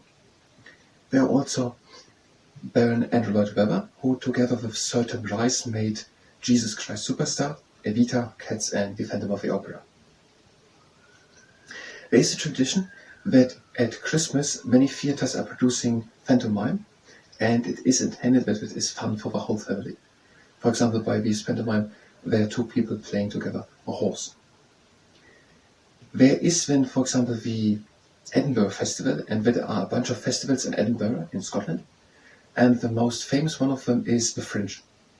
At them, theatre works and comic plays are played, and also experimental work. And there is the Lawrence Oliver Award, after the actor Sir Lawrence Oliver, later known as Lord Oliver, and he played many times roles out of Shakespeare's works. And the Lawrence Oliver Award is given out to, for example, Best Director or Best Actor, Best Actress or so. And that is according to the Life in the UK Test Handbook, page 81 and 82. Vaishiki. Vaishiki is celebrated on the 14th April, and it celebrates the founding of a Sikh community, and this Sikh community is known as culture. And on that 14th April, when Vaishiki is celebrated, it happens with parading and dancing and singing. And that is according to the Life in the UK Test Handbook, page 71. Valentine's Day is on 14th February, and lovers are exchanging gifts or little cards. And there are also sometimes people who are sending anonymously a secret letter or card to another person which they admire. And that is according to the Life in the UK Test Handbook, page 72. The UK Parliament and the devolved administrations can be visited. And the Parliament, the UK Parliament in London, that can be visited, and people can listen from the public galleries in the House of Commons and House of Lords to the debates. And the entrance is free, but if people haven't had a ticket through, for example, contacting their Member of Parliament, they might have to wait in a queue for 1 or 2 hours. And there are more information at Parliament.uk. Also, Northern Ireland Assembly in Stormont and Belfast can be visited, and people can contact their Member of Legislative Assembly, or they can go to niassembly.gov.uk/visit-and-learning. And also the Scottish Parliament can be visited. People can book tickets, and people can call 0800 or 0800 092 7600, or they can go to visit at parliament.scot, and people can visit the Senate in Cardiff Bay in Wales. And that can happen by booking tours, and people can get information at senate.wales, or they can call 0200 300 6565. And that is according to the Life in the UK Test Handbook, page 122 and 123. 1,400 kilometers or 870 miles from the north coast of Scotland, from John O'Groats down to the southwest of England, Land's End. John O'Groats to Land's End, 870 miles or 1,400 kilometers. And that is according to the Life in UK Test Handbook on the page 62. Britain hosted the Olympic Games in the years 1908, 1948 and 2012. And that is according to the Life in the UK Test Handbook, page 74. William Beveridge, he was a British economist and social reformer. For some time, he was a member of parliament for the Liberals and also the leader of the Liberals in the House of Lords. But best known is he for the Beveridge Report, or the official name, Social Insurance and Allied Services, so the Beveridge Report after his name, William Beveridge. That report was given into task in 1941 to him, and he came then back with that report, and in that report he said what 5 things the government should try to fight. And these are idleness, ignorance, want, disease and squalor. And these ideas, this report, is the basis for the modern welfare state of the United Kingdom. In the 1940s, many of these things were proposed then by him, were then put into effect. For example, the founding of the NHS, the National Health Service, which gave a minimum assurance, at least protection and help and health service for all people, free from the point of views. And also the protection was brought into effect from the cradle to the grave, so that everyone from the cradle to the grave is supported. And also things were nationalized, for example, the coal and steel, the railway, gas, water and electricity supply. And that's according to the Life in UK Test Handbook, page 52 and 53. William Shakespeare was an actor and playwright. He made many works, plays and also poems. Some of his works which he did were A Midsummer Night's Dream, Hamlet, Macbeth and Romeo and Juliet. He oftentimes wrote stories about kings and queens which were based on real happenings, but he often dramatized them. But he also wrote about ordinary men and women. Many of his lines of his plays are still in use today. For example, Once More Unto the Breach out of Henry V, or To Be or Not to Be out of Hamlet, or Rose Upon Another Name out of Romeo and Juliet, or All the World's a Stage out of As You Like It, or The Darling Buds of May out of Sonnet 18 Shall Compare Thee to a Summer's Day. Many people regard William Shakespeare as the greatest author of all time, and his works and poems are still studied and performed today. And there is the Globe Theatre in London, and that looks as if it were built during the time when Shakespeare lived, which was from 1564 until 1616, and he was born in Stratford upon Avon in England, according to the Life in the UK Test Handbook, page 26. Winston Churchill, who was born in the year 1874, was a soldier and journalist. In the year 1900 he became a member of parliament for the Conservative Party. Then, during the Second World War in the year 1940, he became the Prime Minister. So he led Britain basically through the Second World War. He was an inspirational leader through the British people during that phase of hardship. He made many speeches, and there are some quotes of him still in use today. For example, in one speech he said, "I have nothing to offer but blood, toil, tears and sweat." Or another one he said, we shall fight on the beaches, we shall fight on the landing grounds, we shall fight in the streets and in the fields, we shall fight in the hills, we shall never surrender." Or he also said, "Never in the field of human conflict was so much owed by so many to so few." In 1945, his Conservative Party wasn't re-elected, the Labour Party was elected. The people wanted change in social things. That was already done during his premiership in educational system reform, but the people wanted more, and so a Labour government was voted in, then under the leadership of Clement Attlee, and then, for example, the NHS, the National Health Service, was established. But after the time of Clement Attlee as a Prime Minister, Winston Churchill became again Prime Minister in 1951. And he is still today a much admired figure in the United Kingdom. And that is according to the Life in UK Test Handbook, page 50.